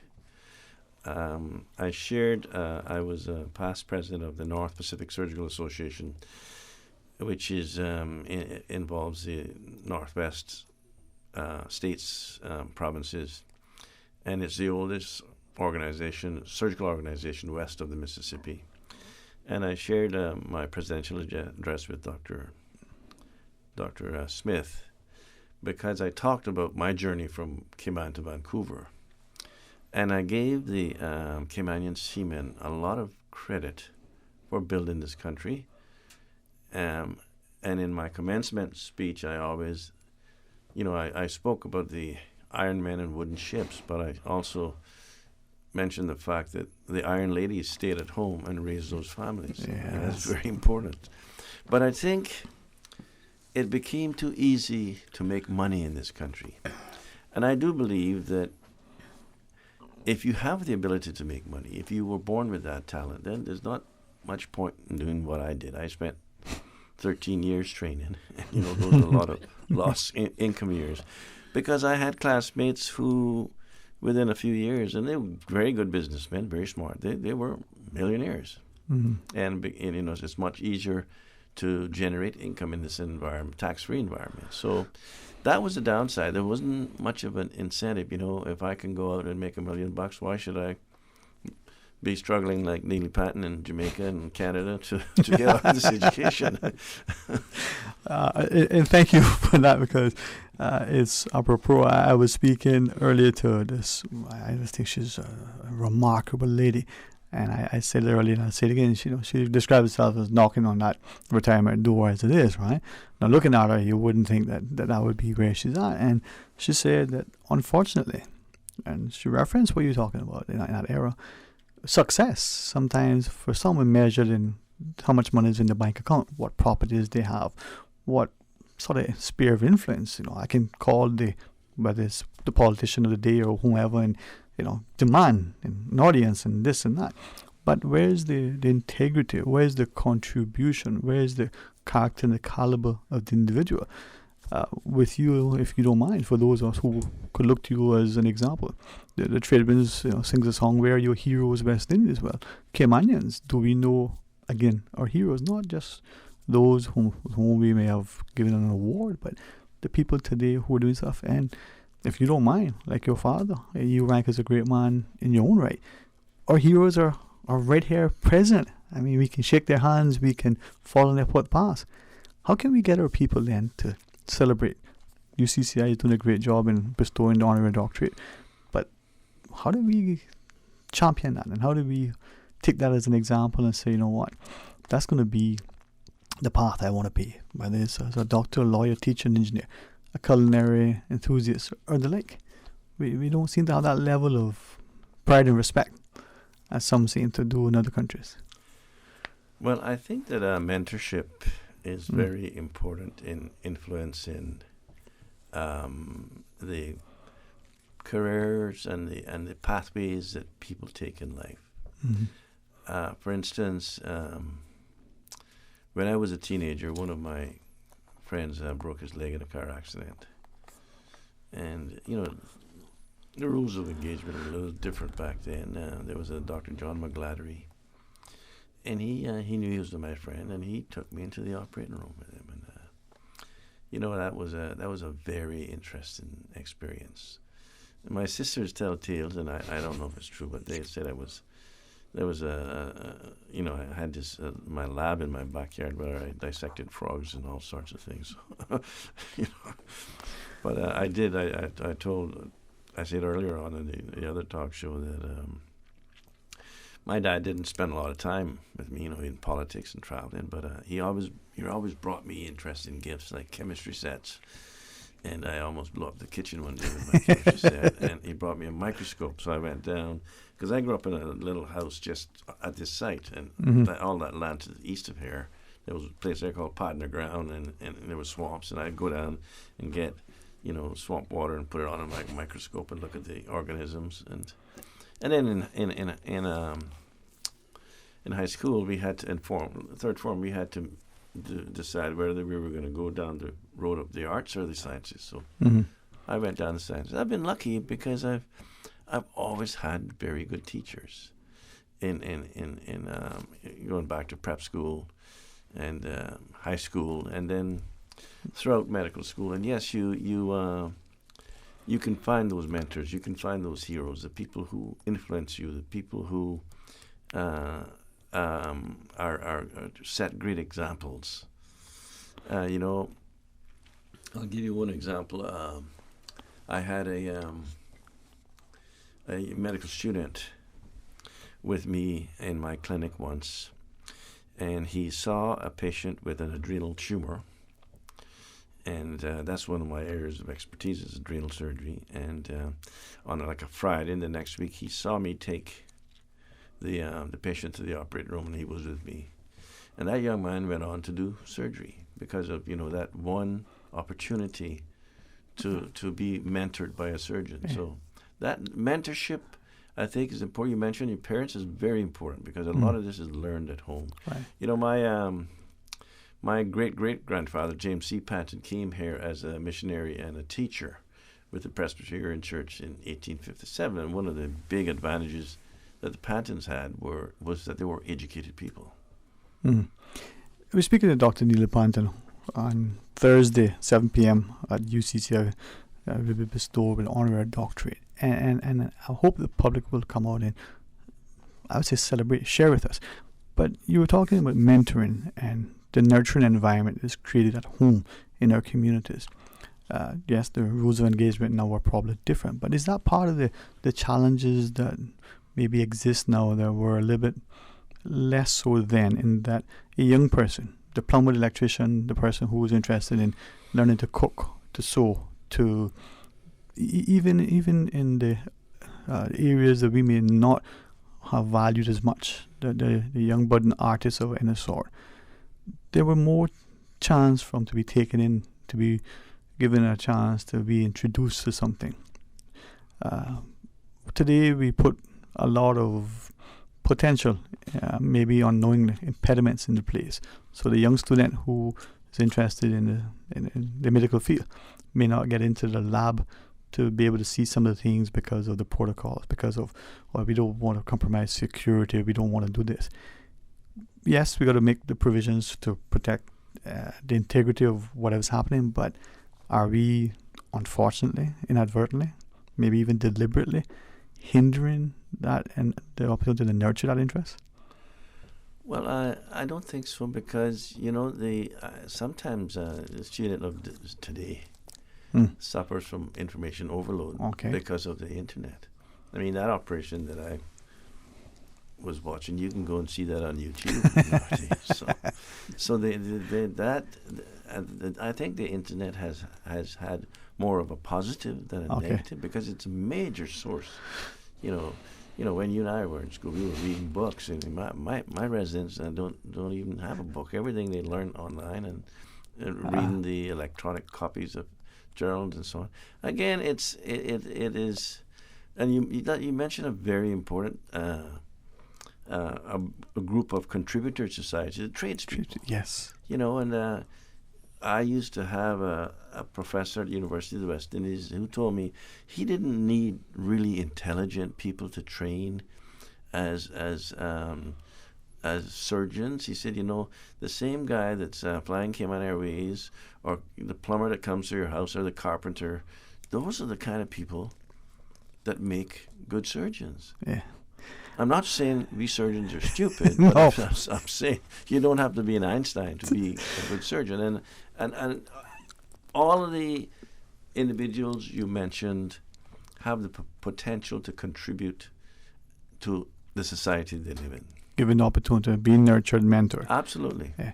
And I'm glad you share that, because sometimes I wonder on a personal level if my approach, my own thought process when it comes to education could be maybe ill-informed, in that I say to people, when we talk about technical and vocational training, maybe just the way we label it could create an unfortunate negative connotation. I take, for instance, that young child who has an interest in wanting to be a physician, a surgeon in particular. Now, if they can get a coping saw, go into the woodwork class, get a piece of lumber, and start to carve a duck, they may get to develop that skill set. Now, they may become a finished carpenter, they may become a surgeon, they may decide, you know what, I'm just interested in being whatever else there is. But they can do so if they're given the opportunities. And as you shared, online videos are there, but are we as the society opening doors? Are we holding their hands to make sure that they get the introductions? I'm sort of out of touch in many respects, but I suspect that all the families in this country support their children and try to lead them in the right direction. And one of the things that I think contributed immensely to the success of the Cayman Islands was the religious beliefs of the people. Cayman Islands. Yes, sir. People of Cayman Islands were very religious, and I think religion has played a huge role in education. But going back to, when early in medical school, I had a little pink book. It wasn't my little black book. It was my pink book that I wrote quotes down, whatever a quotation or a statement or something that I thought was very valuable and that I could use in life. And there's a quote that I often use about teachers. Aristotle said that the teachers of children are to be valued even amongst their parents, because these, meaning their parents, merely give them life, but those, meaning their teachers, give them the art of living well. I like that one. I'm mindful. Dr. Pandan, if it would be appropriate, we have a caller wishing to join our lines. We'll go to our phones. Yes, sir. And we're speaking to Dr. Neil Pandan, and if you say about this guy, it feels like he's in. Yes, it's an honor for me to sit here. Okay, good afternoon. Welcome. You're on Talk Today. Good afternoon, Dwayne. Sterling Dwayne. Mario Ebanks, how are you doing? Mr. Mario, sir. I won't address you as I normally do. How are you, sir? Very good, and very good. And good afternoon to a great friend and great citizen. And you mentioned Dave Martin's Trade Wind song about "Where Are Your Heroes, Caribbean." Mr. Dr. Neil Pandan is certainly one of those heroes, and I want to say good afternoon to him. I haven't seen him in a while. We communicate on Facebook, but we haven't seen each other for a while. But whenever I see him, it's certainly a joy to see him and to be able to greet him and his family. I also want to say, just listening to him talk today and his calm, professional, knowledgeable way of speaking reminds me so much of a good mutual friend who passed on, Mr. Darrington Bo Miller, who I know is very, very close to Dr. Neely as well. But the question that I have to ask today is, I really enjoying the little bit that I've heard so far of his discussion and his advice and exhortations.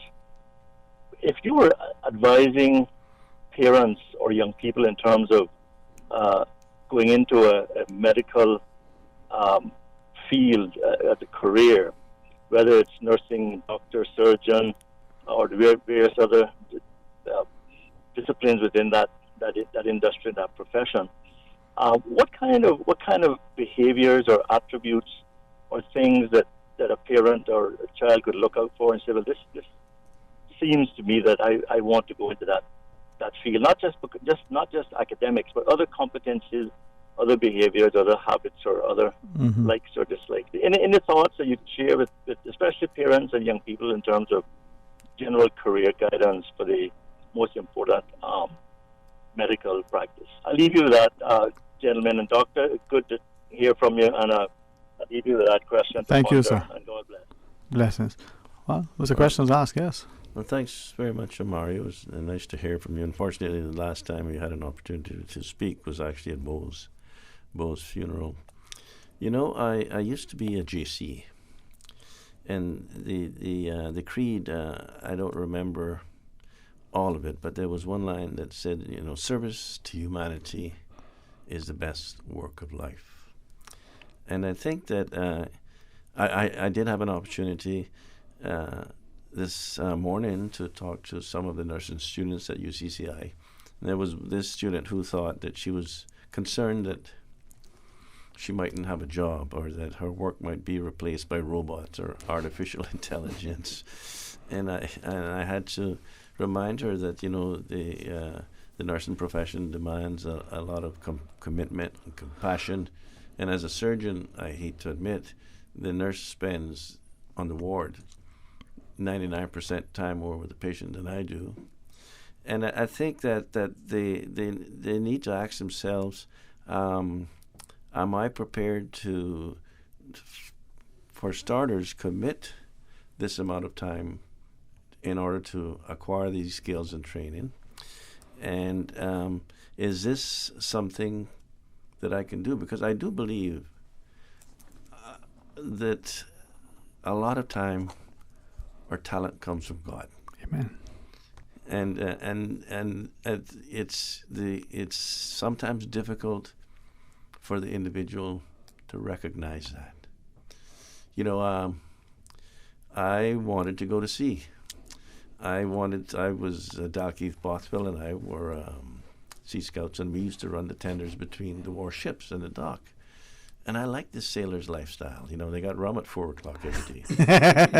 They had fun in every port.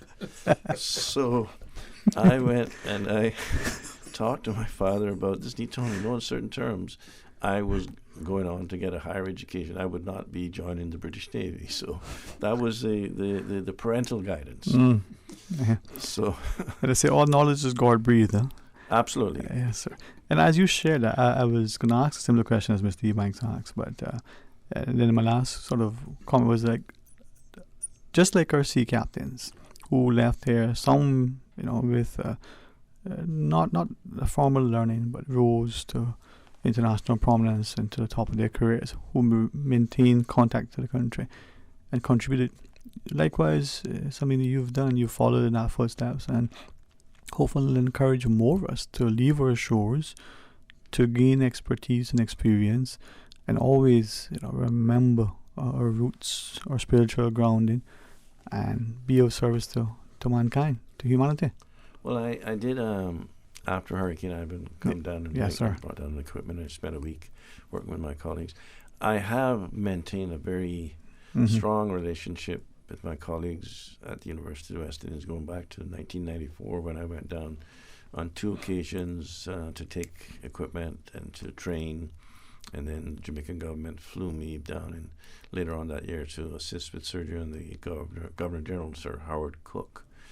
And but I was external examiner for University of West Indies for 5 or 6 consecutive years. Yeah. So I have given more service to UWI, but when I was here in February, I went, Dr. Courtney Cummins invited me to the medical rounds. And one of the doctors on staff was someone that I had examined. So in some respects, I have indirectly contributed to the medical profession as well. Yes, sir. Well, if you don't mind me, I pray God's richest blessings on you and your health, your wisdom, and your continued willingness to contribute and to inspire, and trust that as you travel back, it'll be a traveling mercies, and hopefully our paths will cross again where I can continue to learn from you and be inspired. Absolutely. Well, likewise, and thanks for inviting me to your show. All right. Well, to our listeners, UCCI, please, the invitation is to come out this Thursday evening, 7 p.m. as Dr. Neela Pantan will be bestowed with the honorary doctorate. And I forgot the time. I was so enamored. But quickly, Dr. Smith, you wish to share a word? So Thursday will be our commencement celebration. Yes, sir. And during that celebration, Dr. Pantan will be bestowed an honorary doctorate in recognition of his tremendous contribution to science, definitely. You know what, man? I'm looking forward to more discussion. And hopefully, as a people, we start to value who we are, our history, and look forward to even greater contributions. DJ Lynn, publicly apologize. I've lost track of time. We're going to pause and take a break. When we come back, it's more talk today. You are listening to Radio Cayman, the voice of the Cayman Islands. Today's biggest news. Radio Cayman. It's only 2 species that we have on the island. Generations present. Your voice, your choice. For today's biggest news. Access to information. Local, regional, international. This is headlines from Radio Cayman's newsroom team. Today's biggest news.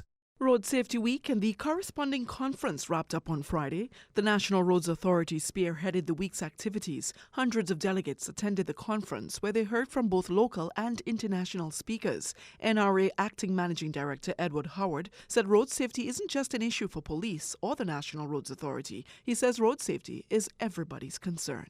Good afternoon, I'm Dion Anglin with your headlines. In news elsewhere, United States President Donald Trump has threatened to cut federal funding for the wildfires sweeping California in a Twitter spat with the state's governor. Nearly 100,000 acres have been destroyed by wildfires in recent weeks, and thousands have been forced from their homes. Mr. Trump blamed Governor Gavin Newsom, a Democrat, saying he had done a terrible job of forest management. Several of this year's major wildfires have burned in unforested areas. And McDonald's has fired its chief executive, Steve Easterbrook, after he had a relationship with an employee. The U.S. fast food giant said the relationship was consensual, but Mr. Easterbrook had violated company policy and shown poor judgment. The British businessman, who earned nearly $16 million last year, is due to receive 26 weeks of severance. Mr. Easterbrook, 52, who is divorced, first worked for McDonald's in 1993 as a manager in London before working his way up the company. That's a wrap of your headlines. I'm Dion Anglin. Stay in touch with Radio Cayman for the latest in news and information. Follow Radio Cayman on social media, Facebook, Instagram, Twitter. Download the Radio Cayman app or log on to our website, www.radiocayman.gov.ky. Radio Cayman, your voice, your choice, your radio.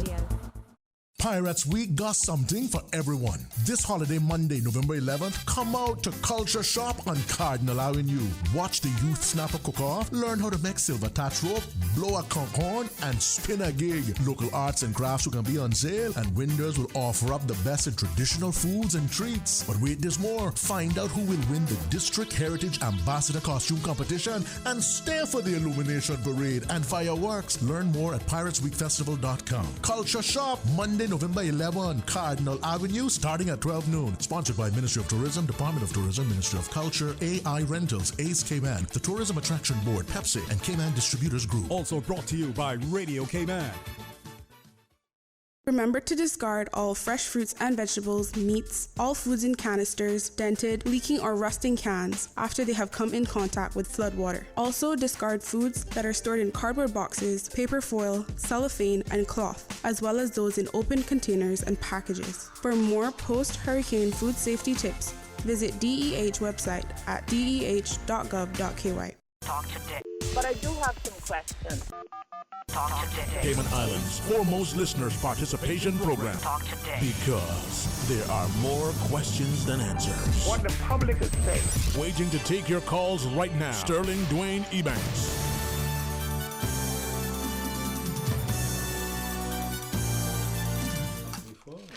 Hey, good afternoon and welcome. Thank you so much. And some days I look at my job and I think, wow.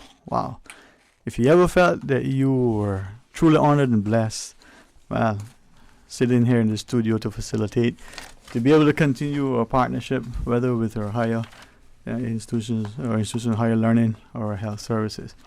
Those are the pillars in our society, at least in my mind, they are. And I'm glad for the continued partnership with our Health Services Authority. As we get a chance now to talk about, the National Radiological Technology Week, sort of Radiology Week, right? Radiology Week. That's how I say it.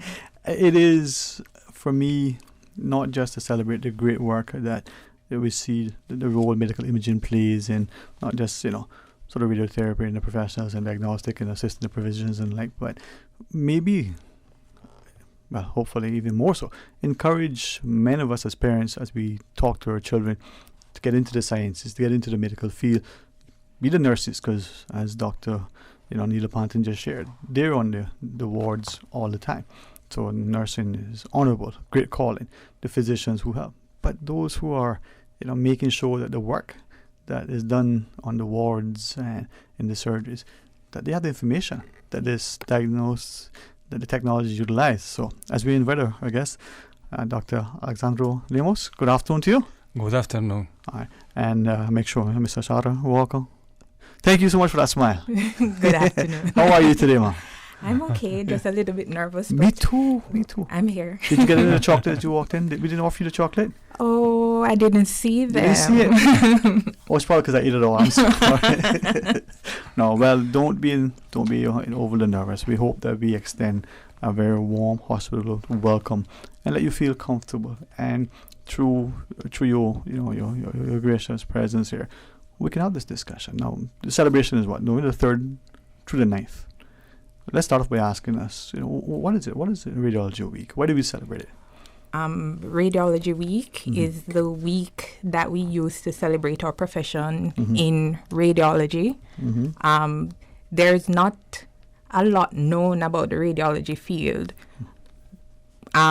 It's one of the first things that people get introduced to when they go to the doctor.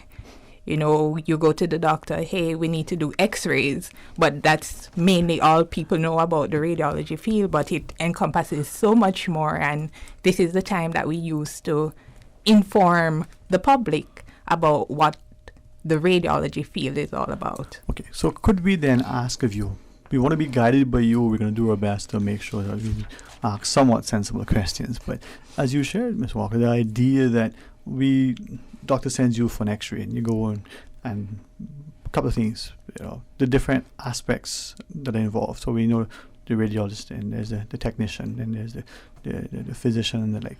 Perhaps Dr. Lemos, from that perspective, help us. Yes, it is a very long process that begins with obviously with the radiographers doing the most hard job, evaluating the patient, checking at the patient, doing the procedures, diagnostic procedures, then they will be read by the radiologist at the end. Now, with that, we can sort of maybe picture the scenario where the patient is sent, hopefully, under her own steam. She's not needed to be taken there in some sort of conveyance. No. Get in we like when the patients walk. we too as well. Yes. I know you lay on the table, you stand. There's the image, and then it's there. It's taken, it's analyzed, and then it's compared. Because that sort of diagnosis, that sort of opinion, is important when it's shared with the colleague who's now going to say, well, it's a fracture, no, it's whatever. So from that perspective, then, two immediate questions. What types of imaging, when we talk about radiology and the like, are we just talking x-rays? Is it CT? Is it an MRI? What are the different things that would qualify within the realm of the radiology imagery? So the field of radiology has expanded very much in the last year, and fortunately in our hospital we are able to do everything from chest x-rays, conventional x-rays, to MRI, to ultrasound and CT scan. So we fortunately have the possibility to make a diagnosis 24 hours a day. Wow. And to think back not long ago when it was probably challenging. Yeah. So the determination, and I'll be careful because I don't want to get into the insurance aspects of it and all of that, but the determination of the physician to say, okay, well, I'll send you for an x-ray versus an MRI. I think that's from one to the next, or an ultrasound. Well, how is that made? Is it the type of thing we're looking at? Assuming all of the components are there and you can choose whichever.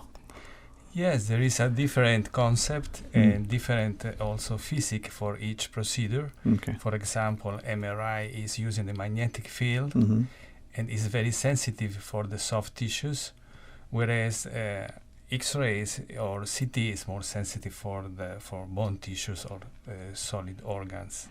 So like muscle versus bone. That's right. Yes, it depends on what we are looking for. So each procedure is a targeted procedure. It's based on what we want to look for. So you get a chest x-ray. So the decision to do a chest x-ray versus a CT scan has to be based on what we really want to see. When the patient comes and say, hey, there's a problem here, and the doctor evaluates the patient, the doctor will make an initial pre-diagnosis, and then the test is done to validate or rule out that diagnosis. With great respect, help me to understand. A patient, either A, will be looking for a fracture or a break in the bone or suspected tumor. I want to be sensitive and not offend anyone. And the physician has made a diagnosis. So if they're looking for either or, and would the MRI, as I understand it, that's the gold standard. If you were to utilize an MRI looking for a tumor versus an X-ray, would both show up the tumor in the part of the body? Yes, it could be, obviously in a different way, but it could be a confirmatory test. Right. Okay. And the reason why I'm asking is sometimes some of us perhaps thinking that we know best or believe, well, if you have it, why don't you just send me for an MRI? When, well, you don't need that because this thing is sufficient. It's not making do it does its job. And to tell the truth, the X-ray is usually the first step. Yes. Because it's more accessible, it's easy to do, and we get quite a bit of information from the X-ray. So based on what we see on the X-ray, then we can decide what the next step will be. Okay. And I would also ask, and certainly share with us, because I think if you don't mind me sort of tying in the initial discussion with Dr. Neely Panton, and you're probably very familiar with him in terms of his not just his expertise, his training, but his continued association with our country. A caller posed the question: what is it that you would say to people, parents particularly, of helping to encourage and nurture our children into the sciences, into the medical profession? So with that in mind, at some point, when we're looking at radiology, entering the field, lab tech, and I don't wish to use the incorrect words, so please forgive me if I say so. What are the different stages? What are the different, terminologies? Help us, because I know there's a radiologist who is the MD, but then there are the physician. So in the radiology department, the doctor who is the overseer for the department, every study that is done in the radiology department, the doctor is the one who signs off on it. But we have technologists who perform the studies. We have the radiographers. Those are the ones who do the X-rays and the CT scans and the fluoroscopy studies, and assist the radiologists with the interventional radiology studies. We also have the MRI technologists. We have the sonographers. You have the nuclear medicine technologists, and you have radiotherapists too, who are a part of the radiology field. So the technologists, whether they're the sonographers or they're in the MRI, Doctor? Yes, I think the radiographers are an essential part of our work for the final diagnosis. Okay, so those would be usually.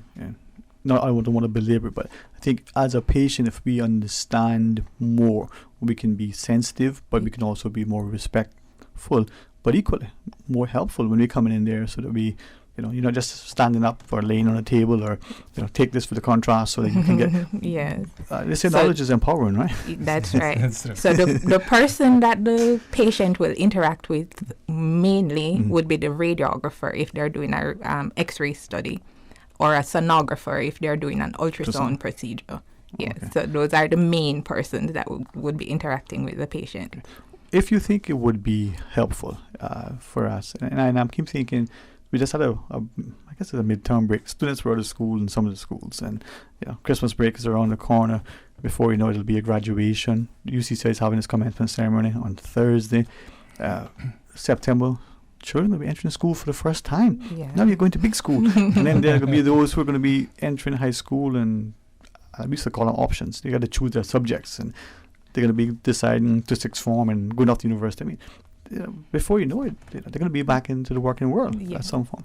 So from that perspective then, what would be the training for the different areas, including, the physician, the radiologist, doctor of radiology. Can you help us? What's the starting, sort of the entry level, the first one, and then is it the technologist, and then the radiographer, and then help us, please. Okay. The radiographer's profession is, well, we work together, but the radiologist is the doctor who does medicine and then specializes in radiology. Okay.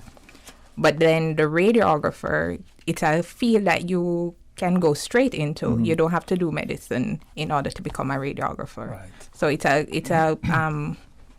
paramedical field. That's that's the term that we use for it. So it's complementary to medicine, and but we are medical professionals. It starts with the sciences in high school, CXC O levels. Then I know the University of the West Indies in Jamaica, they provide the Bachelor of Science in Radiography. So you, after doing your O levels, A levels, you apply for the University of the West Indies. There's a school in Trinidad also who... yes. St. Augustine? Yes. Yeah. No, not St. Augustine. Okay. Yes, it's a separate school. Okay. And there are multiple areas in the States and in the UK that you can get so it's a bachelor's degree? Bachelor's degree, yes. All right. And obviously, for a physician, it's quite longer because we need 6 years for graduation, and additional 4 years for to take the radiological diploma. And right now there are also some subspecialties like interventional radiologists. You have to do a fellowship, like in the 1 year fellowship. Right. So, like anything, you get your initial academic training. If you're a physician, you become an MD, then you do your specialty. Right. And I'm hoping that as parents, Dr. Neil said, 13 years of study. When my classmates were out working in the product millionaires, he didn't say it this way, but why am I living like a pauper? I'm studying, I'm a student. Wow, man, this is hard in terms of the sacrifices in a sense. But it pays its dividends because you're contributing to society. Maybe That's as parents, we'll say to our children, right? Yes. I always look at it, we're saving lives. Yes. So when you can go home at the end of the day and know that you made a contribution because somebody can live a longer, better life because of your contribution, it makes you sleep better at night, right? And something that I'll ask too, not to take away from this, but there are those on this end who are doing the imagery, but then there must be people who are going to service the equipment as well, because the MRI machine, for instance, just doesn't go there. It needs to be, I presume, calibrated, just like the scale at the supermarket to make sure when you weigh your apples, it is 5 pounds and not 5 ounces, but weighing is 5 pounds. So there need to be people, technicians, I guess. Yeah, they're biomedical technicians. They're engineers that specialize in the medical machinery, yes.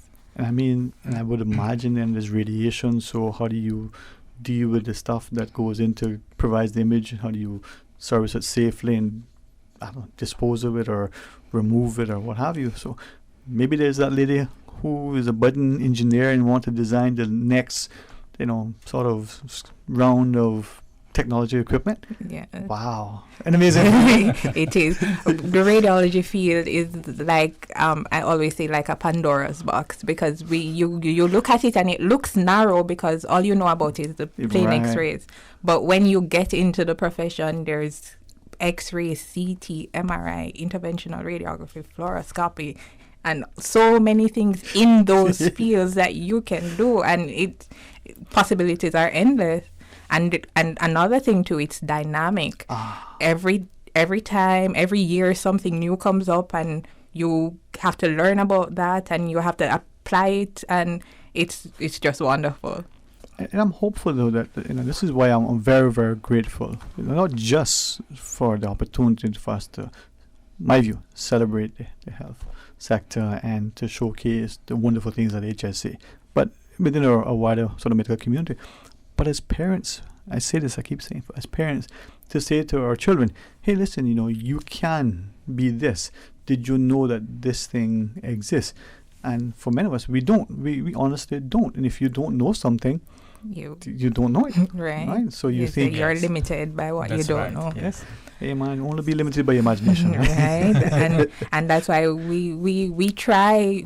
That's one of the aims of the Radiographers Week. We try to get the word out, say, hey, this is a field and it's interesting and it's something that somebody who wants to do something in the medical field but doesn't really want to be a doctor can always get in line and look into what it is.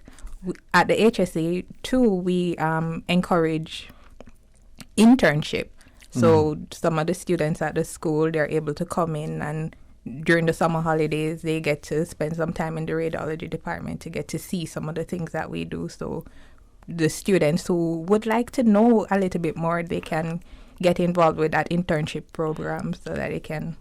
Well, two things, and if I may ask.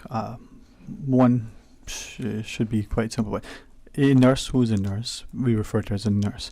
The radiographer, the technologist, do we call that person, other than the physician, the doctor, how do we refer to that person? It's by name, actually. Okay. So it's Miss Walker or Mr. Brown. Right. I fully know that, but the reason why, I think it's important for us to ascribe the proper handles to people, right? Our teachers, Miss So-and-so, with that in mind, and secondly, would it be an incorrect assumption that if you're interested in medical field, whether you want to get into radiology and become a specialist as a physician in the area intervention and radiology, and that you should at the very least initially have an interest and an aptitude for the sciences, the math, the physics, the biology, the chemistry, the stuff. I mean, if you like me and like history and law and economics, you probably wouldn't do well. Is that a fair assumption? Definitely. At least biology, right? Because that's how we get to, that's the platform that we use. We have to know about the human body in order to manipulate ourselves and work around it so that we can help. Well, we see a lot of manipulation in politics, but it's a different manipulation. I should behave. But it's Tuesday. Tomorrow may be a different day. No, I see that because I think laughter maybe gets people to pay attention. But for some reason, and I'll ask this deliberately, but hopefully still respectfully, for some reason, some of us as teachers and as parents, just as adults, we're trying to mentor and encourage and nurture, and we mean to do well. But somewhere down the line, we make a comment, perhaps inadvertently, I didn't like, and they would need the subject, it could be, and that may cause our children, our student, or football player to think, I don't want to do that, my coach didn't like that subject. And we don't realize how potentially that could deter or sort of, make that student think twice about pursuing that subject, even if she's good at it. So how do we then get, Dr. Lee, what are your thoughts? I think it is a natural process. Yes, you cannot prevent something like this, I think. I hope also that my kids, or at least one of my kids will be a doctor, but I don't really know. But